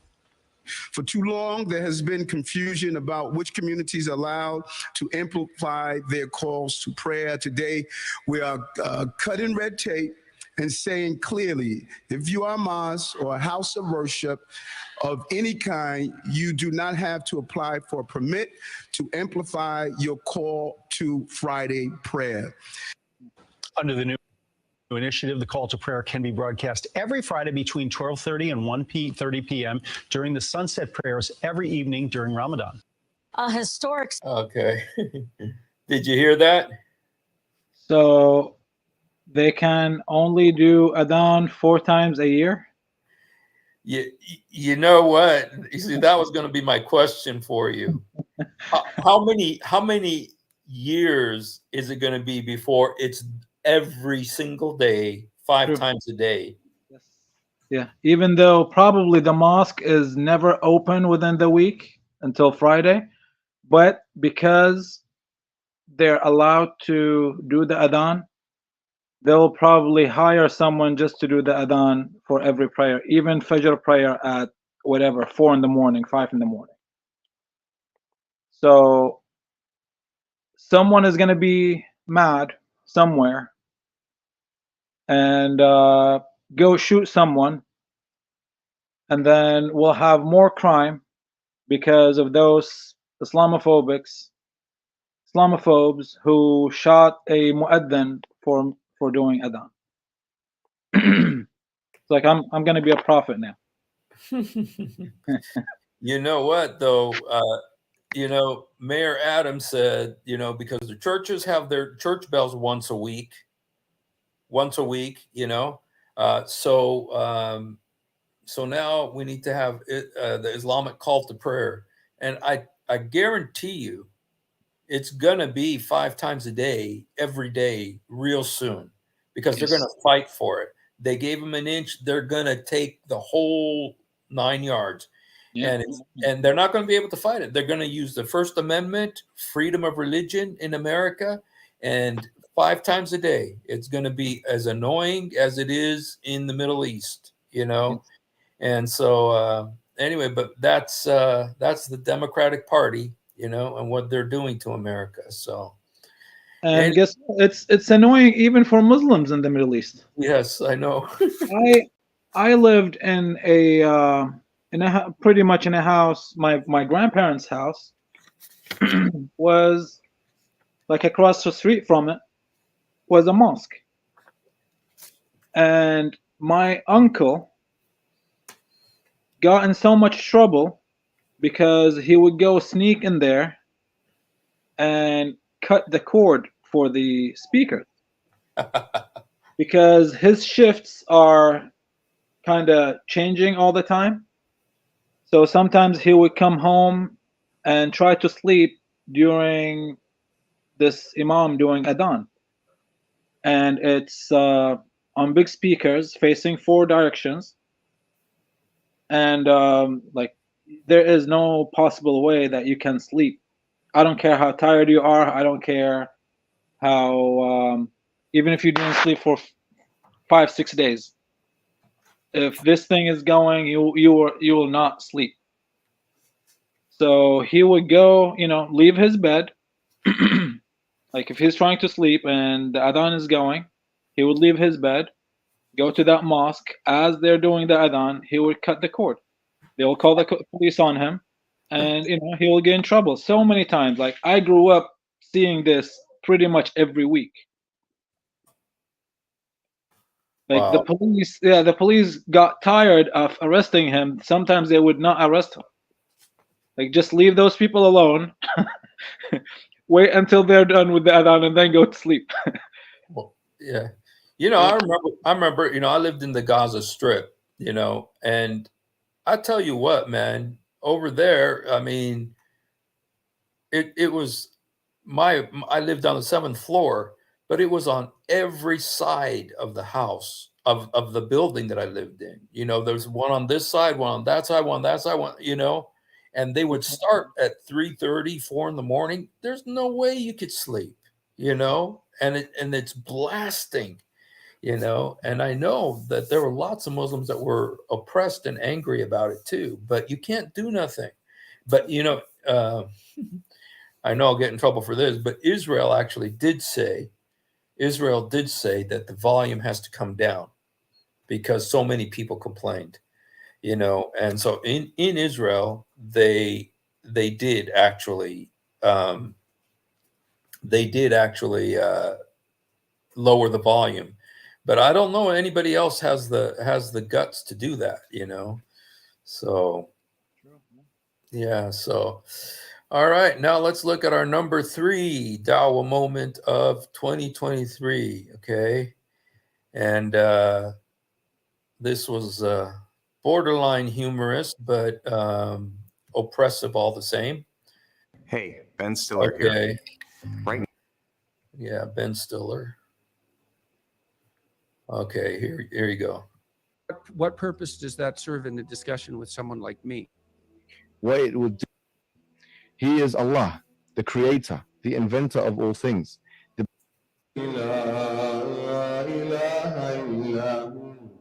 الملك القدوس السلام المؤمن المهيمن العزيز الجبار المتكبر سبحان الله Okay. He is Allah. Okay, so he did. Mohammed Hijab wanted Jordan Peterson, who is a psychology. He's an expert in psychology. So when Mohammed Hijab did this little trick on him, he wanted to know, why'd you do that? So this kind of funny. Listen to this. That there is no God worthy of worship except for him, the King, the Holy, the one free from all defects, the giver of security, the watcher over his creatures, the mighty, the compeller, the supreme. Glory be to him. Glory be to God. High is he above all that they associate as partners with him.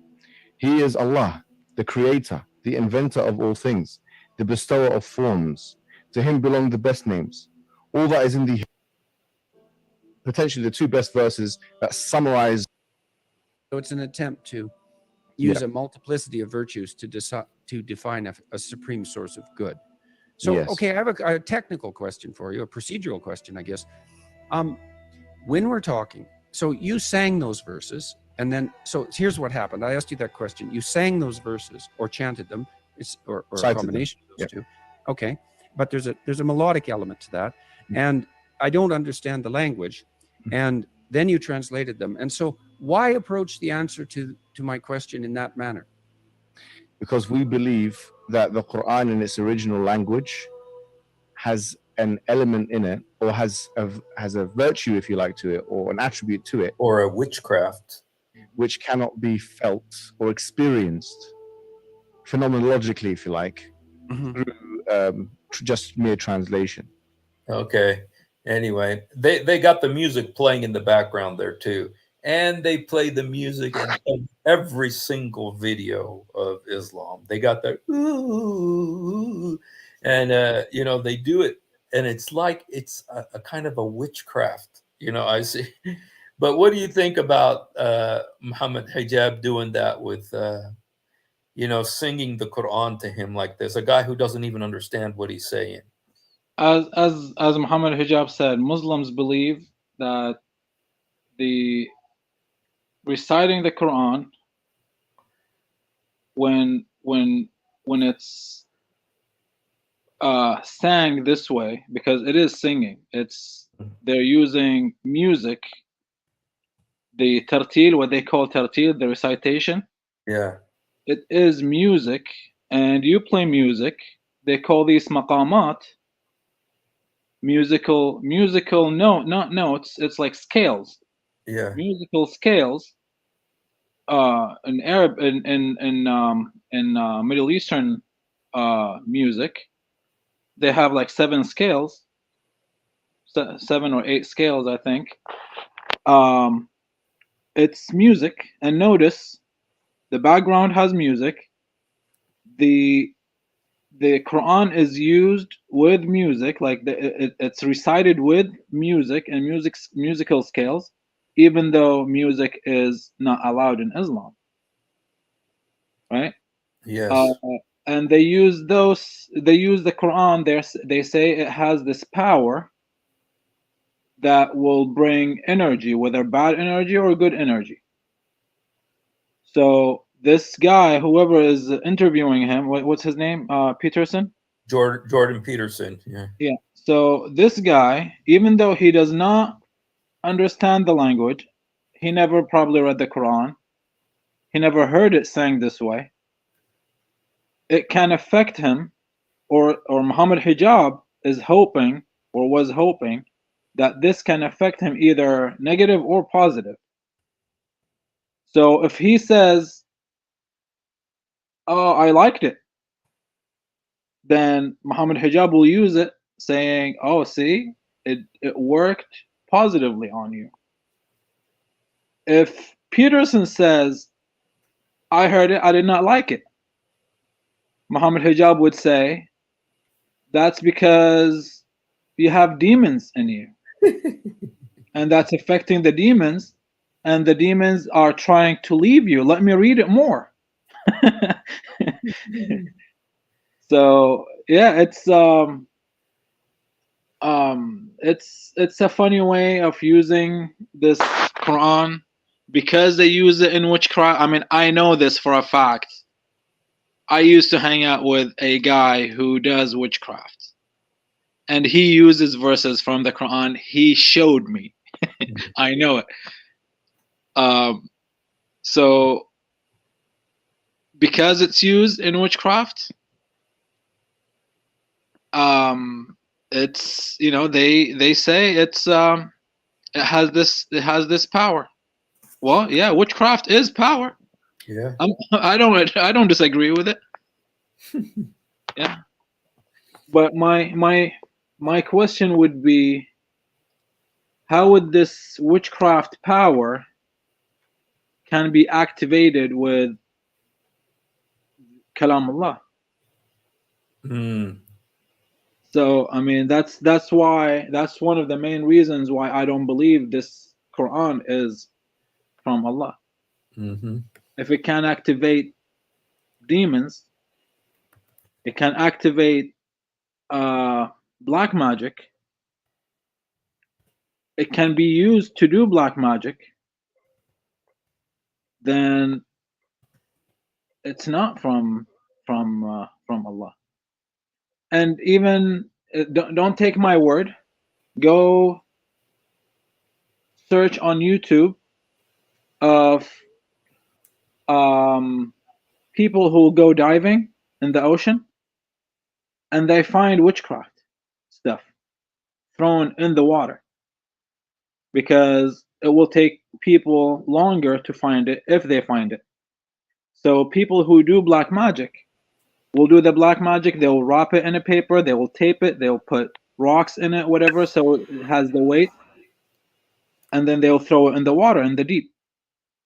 And no one will know where it is. But there are people who go dive every now and then, and they will find something weird. They will bring it. They will see a wrapped piece of paper, taped, or in a small bottle or something. They will try to open it, and all what they see is inside it is some kind of hair, some rolled up paper. They open it and they see verses of the Quran. Right. In Muslim countries. Yeah. Wow. Yeah. I've seen it. Yeah. Yeah, No, I've seen it, and it's on YouTube. You can see it. Wow. You know, that's a whole area there with the witchcraft in Islam and stuff, you know, and the, you know, they say, you know, I know there's people, I know Muslims are very scared. The Quran does not break magic curses. No, it doesn't. No, it doesn't make demons run. Ilyas, read the Quran. If you read the Quran, you'd know that the Quran does not make demons run. It makes the demons into Muslims. Read Surah 72, Surah Al-Jinn. It says that the demons are saying, we listen to the glorious Quran. And there are among us and those who believed, and some became Muslims. Talking about the demons. The demons don't leave when you play Quran. They love it. They love to listen to the glorious Quran. According to Surah 72, Surah Al-Jinn, Isma'ana, you know, you've heard about that, right? Yes. Yeah, a whole surah is about, yeah. Yeah. And that's the thing. The Quran is quoting what the jinn are saying. Yes. And they're saying that they're Muslims. They say they became Muslims from listening to the Quran. It says that they love it listening to the glorious Quran. So it doesn't make the jinn go away. It makes them into Muslims. That's what the Quran says. See, the Bible, it says that, you know, Jesus will cast out demons from people, right? Out of people. And it always it says Jesus will say leave one time and it's gone. Yep. And some of them actually beg, yes, you know, don't hurt us, don't, you know, torment us before yes, the time. they beg. Yes. But again, it's always Jesus and those who were gifted after. They were always saying it once, and it happens. Just you say the name in the name of Jesus, and it happens right away. Yes. Now, responding to Ilyas earlier, and when he said something about demons and the Quran. Again, Ilyas, I was a Muslim. I grew up around the Quran. I grew up around people who do witchcraft. And even in my family, in my own family, I had someone who's affected, whether you believe it or not, I had someone who's affected by witchcraft. My own father learned how to use the Quran. That's at least what he thinks. He learned how to use the Quran to try to heal her. And every time they read the Quran on her, they do ruqya. every time they read this ruqya, it's Quran. It's not made up. It's from the Quran. So they read verse, like specific verses. That what makes the ruqya. And what happens is it activates those demons in her. And I hear this girl, who's, my family, I hear her talk in different voices. But guess what? They never leave. They never leave. They never leave, and they're still there. So yes, I mean, it is witchcraft, but it activates them. That's why I keep saying it activates those jinn, or whatever you want to call them, demons. And this poor girl never felt good, because every time Quran or Ruqya was read, those demons were just getting stronger and stronger on her. Yeah. And they were torturing her. Yeah. Many times I told them to stop, even though I was Muslim at the time. Just stop. She's better off. Don't read Ruqya on her. And I'm serious. We were like 4 grown men trying to hold a 5-foot girl. She was laying down. Me, my brother, and her 2 brothers, trying to hold her down, and two of us went flying like she went flying at least 6-7 feet. I mean, she cannot. She's so skinny, so small, but the power that she had was crazy. Like 2 of them went flying across the room. And me and the other guy just let her go because we were scared. My dad kept reading the Ruqya, and they just kept torturing her. She just keeps stronger. It gets stronger and stronger. So it is witchcraft. Yeah, it's satanic possession too. That's terrifying, man. And I know Muslims are so scared of the jinn. They're so scared of the jinn. I know, because in our village, there was so much. They put the hijab, with Quran verses that they wrap up, and they put it on a kid, to protect them from demons or from their ain, from the eye, evil eye. And but they're so scared, and yet they're so powerless to do anything about it. But you guys, and in Mecca, they go and throw rocks at the devil, like that's going to do something to him, But the only thing that gets rid of devils is the name of Jesus. Every time Jesus came around, the demons yelled, "Son of God, what have you come to torment us? We know who you are. Don't torment us." Every single time. And he drove them out every single time. Only Jesus gets rid of demons. And so I'm just saying that in case there's some Muslims watching, because they know what we're talking about. They've experienced it. And the power against Satan is the name of Jesus. There's no other name. So, yeah, that was a very important thing. The only reason why I said this long story and personal story is because I'm pretty sure Elias, because he said something about it, he commented on it. Elias would not say anything about the Quran and used for healing or whatever he used, whatever the comment was. He wouldn't say anything like that unless he saw it. Yeah. Which he thought it was healing. It's not healing, man. Yeah. It's definitely not healing. There's videos. They make videos, the Muslims trying to drive out demons with the Quran and everything. So, but it's all lies. Only in the name of Jesus do those things come out. Like you said, they'll activate the thing, but they won't get rid of them. Only Jesus does that. So, all right, let's go to the next one. I mean, we need to do something about that, because that you know, not everybody understands that, but that's a very great reality in the Middle East, is that witchcraft, you know. And so here's the next one.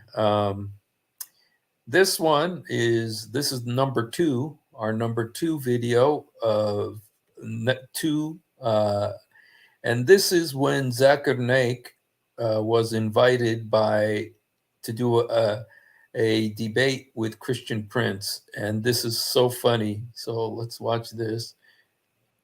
Please invite your friends and let us have some good, exciting time.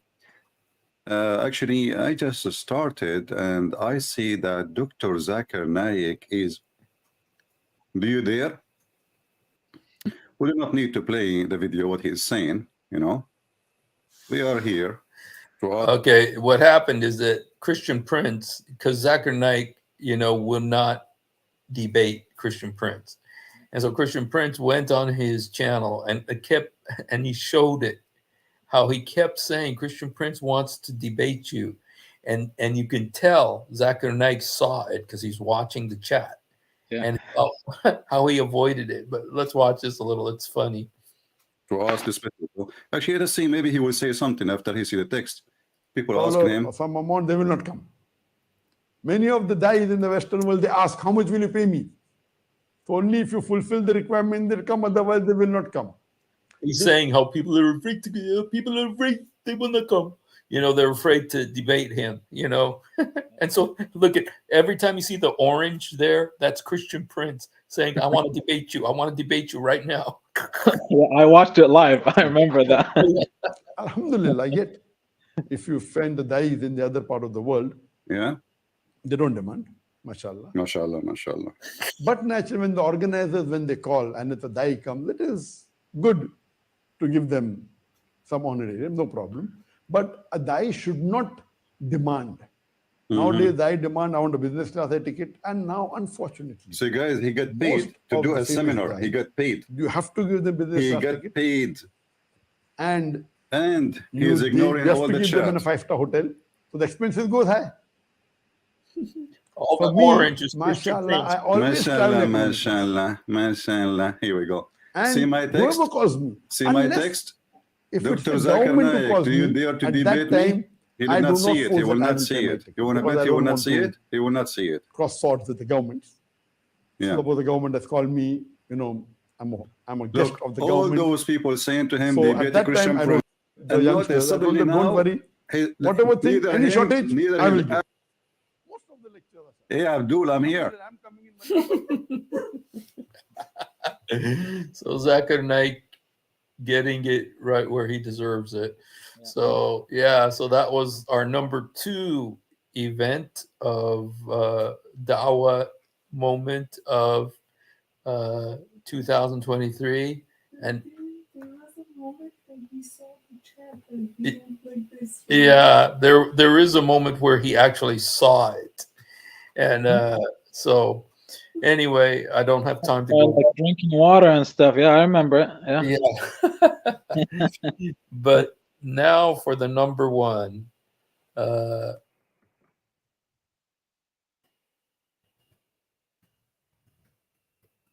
Where's the drum? This is yes, we need a drum beat for this one. Okay. Let me see if I can do this now. Okay, the number 1 Dawa event of 2023. Here it is, you guys.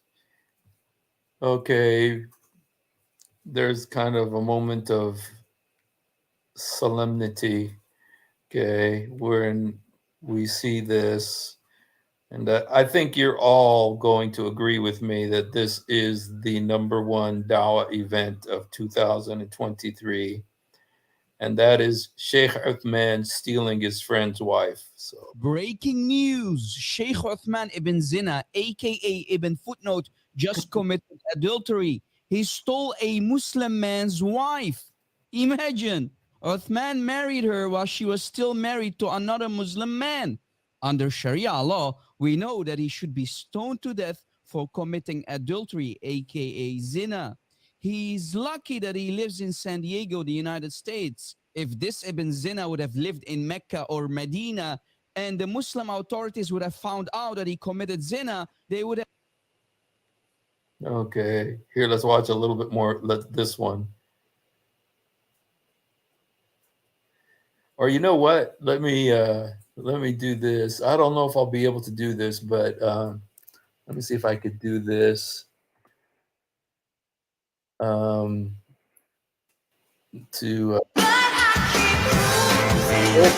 guys. Oh man. Sorry, guys. I would never do that to somebody. I would never try to make anybody listen to her, but.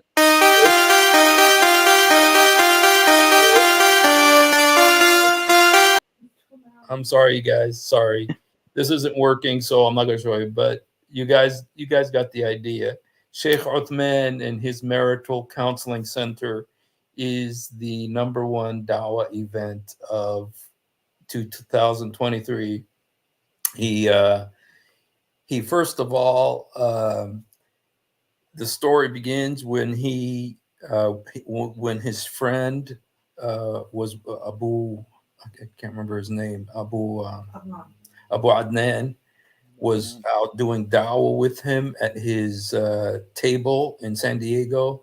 And then this American girl passes by. Uthman convinces her to become a Muslim. She does.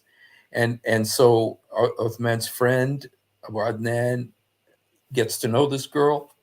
They fall in love. They get married. Uthman marries them. He's the one who marries them. And then they go back to Lebanon, and they start having marital problems. And the wife goes back to America. And Abu Adnan asks Uthman to help with his marital problems. Uthman takes the number of the wife, calls her, talks to her, and in 2 hours they become interested in each other, and Uthman ends up marrying his friend's wife. And so this was the #1 Dawa event of 2023. And what's amazing about it is Abu Adnan's videos, because he's a Muslim, he's a da'i. He goes out and tells people about Islam, and he is so committed to his religion, and yet he's exposing Uthman like nobody else could. And so anyway, that's my. Have you followed that? I'm sure you have, right? I've seen some videos, mostly from your videos. Okay. I didn't really understand so I know all of this. I know that about him and their problems, that they had problems. Uthman started trying to fix the problems, or he was supposed to fix the problems. Then he tells the first husband, what's his name, Abu Adnan? Abu Adnan, he tells him that, okay, she doesn't want you anymore. Stop talking to her. Just leave her alone. And next thing that this guy knows is that his wife is married to Sheikh Uthman. Yeah. Well, he did not divorce her. That's one.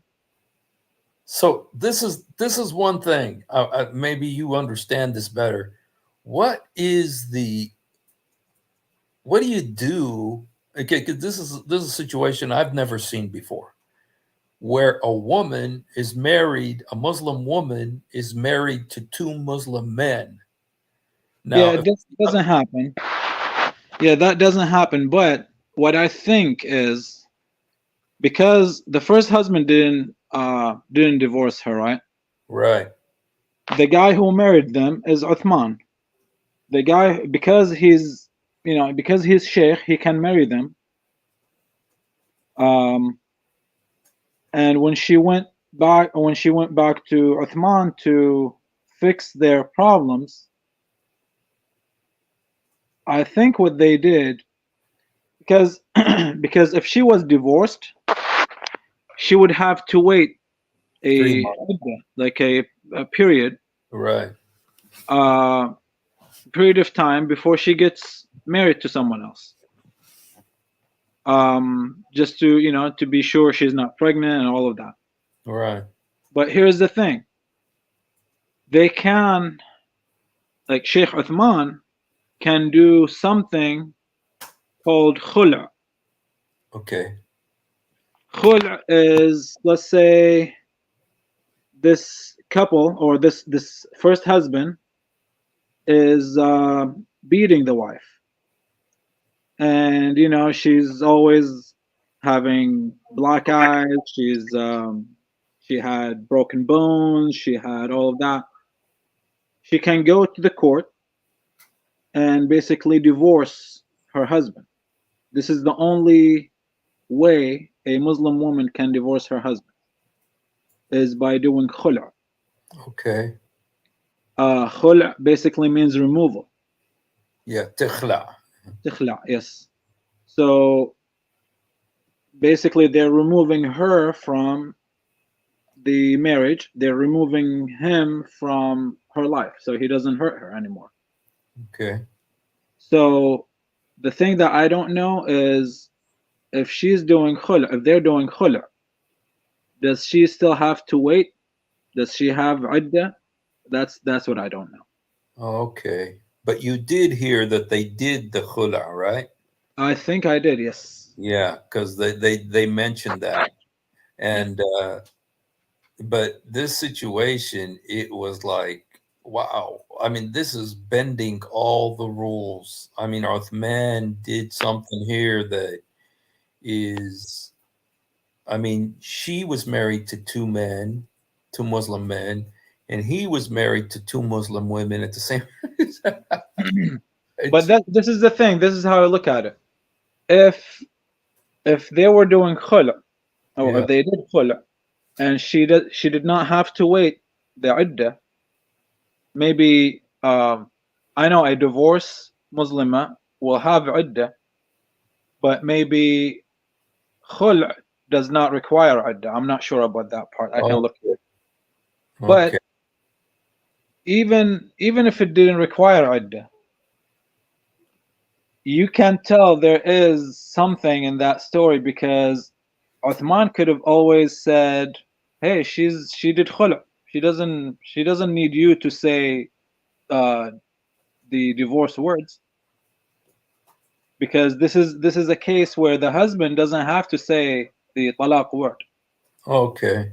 Yeah, so she is divorced without the husband being there. Okay. They use those in courts back home in Muslim countries and stuff like that. So yeah, the husband doesn't have to be there. He doesn't have to say it, to say the words that he divorced her. I divorce 3 times or whatever. Yes. So Uthman actually could have said she did khul'. You don't have to divorce her. But I think divorce didn't happen, khul' didn't happen. That's why Uthman was convicted. Because you know how he is with trying to make himself look good always. Yes. So that was a chance for him to make himself look good and get rid of this bad story about him, because now the internet is full of his stories. Right. So he could have saved himself a lot of headache. Mm-hmm. But he didn't, because he was convicted. So I think not even khul' was done. I heard something about khul', but I don't think they did khul'. Mm. Well, you know what? I think she was pregnant. Wow. She was pregnant because I heard the story from on the Daughter of Christ and J Apologetics that she was that they were going to have a kid, and she did not want to raise the kid in Lebanon. Oh, yeah, I remember that. Yes. Yeah, so she wanted to come to America to raise the kid here, and to where if either the kid has already been born or, she's pregnant now. I don't know. So to where the iddah, is usually about pregnancy. I mean, until she gives birth. Yeah. If she was pregnant, until she gives birth. If she wasn't pregnant, it should be 3 months, right? 3 months. Yeah. Yeah. Yeah. So yeah, I'm worried about her. I'm worried about her. She put her foot into a trap that, it's got, the Islam is not a game. You don't play with Islam, and yeah, but again, she just became Muslim, right? Yeah. She grew up, whatever she was, Christian. She was maybe Christian by name, whatever, right? She grew up in the West. She grew up knowing that she is free. She could leave Islam anytime if she wanted to, here in the U.S. Right. Yeah, technically she could leave. Something happens, she sues them.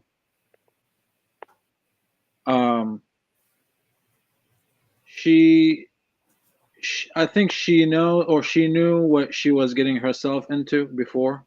Mm-hmm. And what I see, I think she is, maybe she did not know what she got herself into with the first husband. I think the second husband would be kind of like a payback for the first. Again, I don't know all things, but that's what it sounds like. Yeah.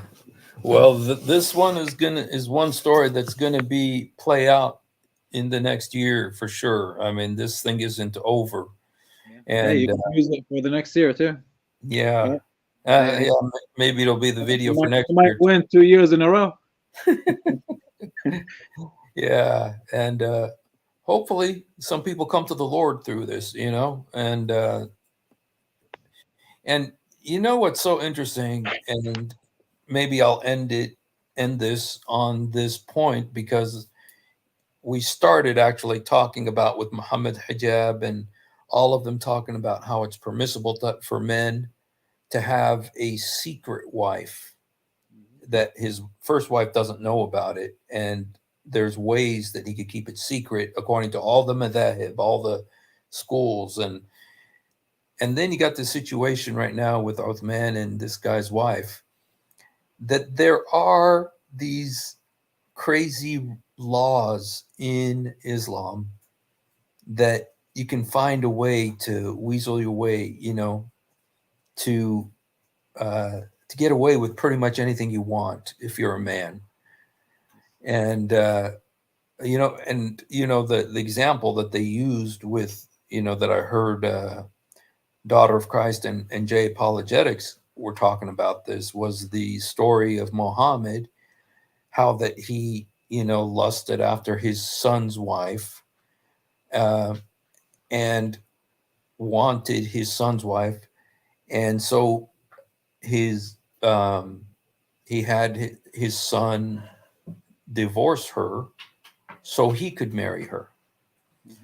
And that's kind of there's a little bit of a similarity with what's going on here with Uthman and Abu Adnan. And so, so there's precedent. I mean, this is Sunnah. This is, Muhammad did this too. So yeah, but Islam is it can be used as I call it elastic shield or elastic tarp. you can stretch it as much as you can You see that? just to cover your stuff. That's exactly, yeah, there was a situation once of this. I heard about this, that this guy wanted his brother's wife, and this guy was married too, but he wanted his brother's wife. And one day he went to his brother's wife and said, I could have sex with you. And she said, look, I'm raising my kids. I don't want anything to do with this. You are my husband's brother and you have the honor of being a member of this family, but I don't want anything to do with this, and whatever, she threw cold water on it and stuff. But what I heard about this years ago, and one thing, it always bothered me. How did he come to the conclusion that he was allowed to have sex with his brother's wife? He must have gone to the sheikh, and they found some ways to, say this is permissible in this situation, and then you can lie about it, or, something. And there's so many stories, crazy stories in the Sunnah and the Hadith and everything that, you probably could have come to that conclusion somehow, and if you listen to what Muhammad Hijab was saying at the beginning, that there's jurisdiction, and there's the Sharia, and there's the fiqh, and there's the what was the other word he says, the ishtara is the, all these different words he was using to talk about the fact that a man is allowed to have a secret wife and not tell his current wife. It's crazy. It's like I have kind of like a story that relates to this. It's not about marriage or anything, but after Ramadan, usually people pay this zakat, right? Zakat al-fitr. The money, the alms. Yeah. So I remember I was struggling with work at the time, and during before, a little bit before Eid, I was talking to my family. I was still Muslim, and my dad asked me about how you guys gonna pay fitra, zakat al-fitr. I said, well, if you don't have it, you don't pay it. And he was like, oh, no, you cannot. You cannot just not pay it. We gotta find a way, right? So I just ignored it. I'm like, yeah, whatever. I ignored it. I wasn't gonna pay it. A few days later, he calls me back and he said, oh, I asked the sheikh about it, and here's what we're gonna do. He said, the fitra that you're gonna pay, the zakat fitra, let's say it's $40, $50. You pay it to your wife, and then your wife pays it to your daughter, and your daughter pays it to your son, and then your son pays it back to you. Like my daughter and my son did not have to pay Yes. the zakat anyways, because they're kids, but that's what he's asking me to do. Pay it to your wife. You paid zakat. Your wife is an adult. She pays it to you. She paid zakat. Okay. And that's you fooling your God.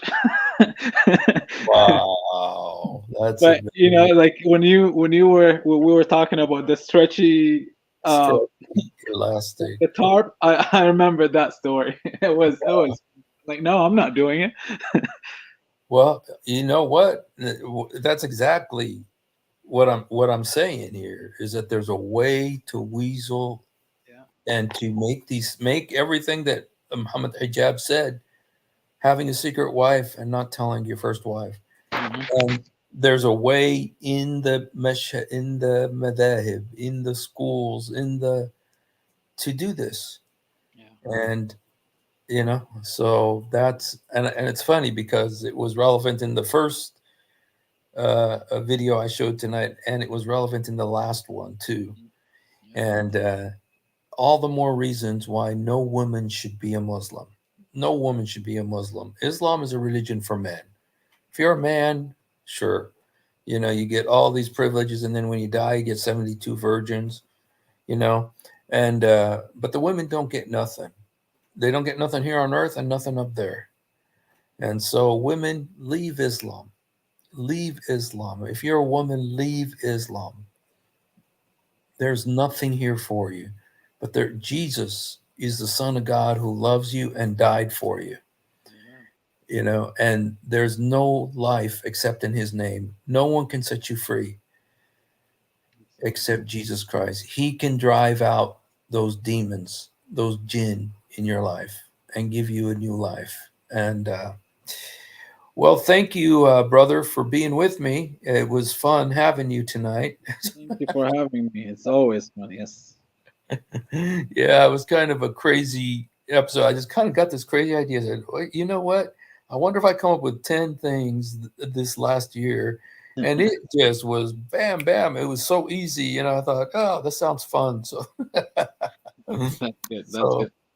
Yeah. So, all right. Well, God bless you, brother. Thank you. Is there anything else you would like to say to anyone, to everybody? I just hope, I don't know if I'm going to be around until the new year. I just hope I pray that everyone has a awesome end of this year and a great new year.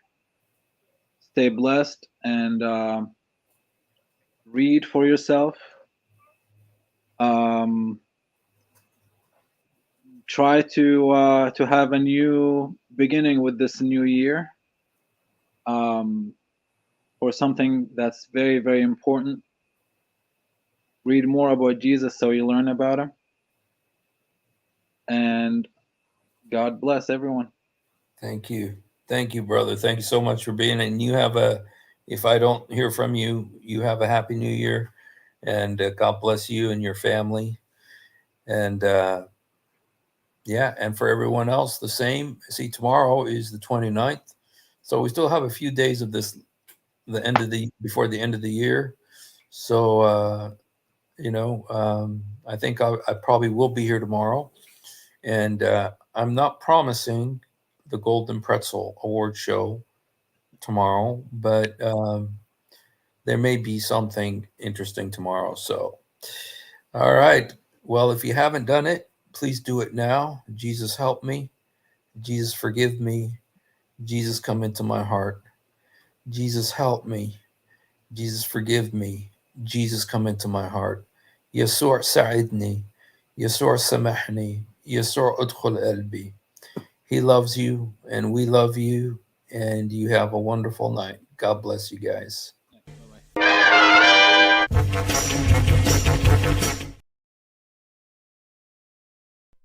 If you have ever wondered why Dawa apologists lie so much, it's because on a rare occasion that they tell the truth, this happens. One of the reasons I accepted Islam was the scientific miracles. I'll be honest with you. And now we know that this whole scientific miracles was absolute nonsense. You're going to have to repeat that the standard narrative has holes in it. That's what I'm going to say.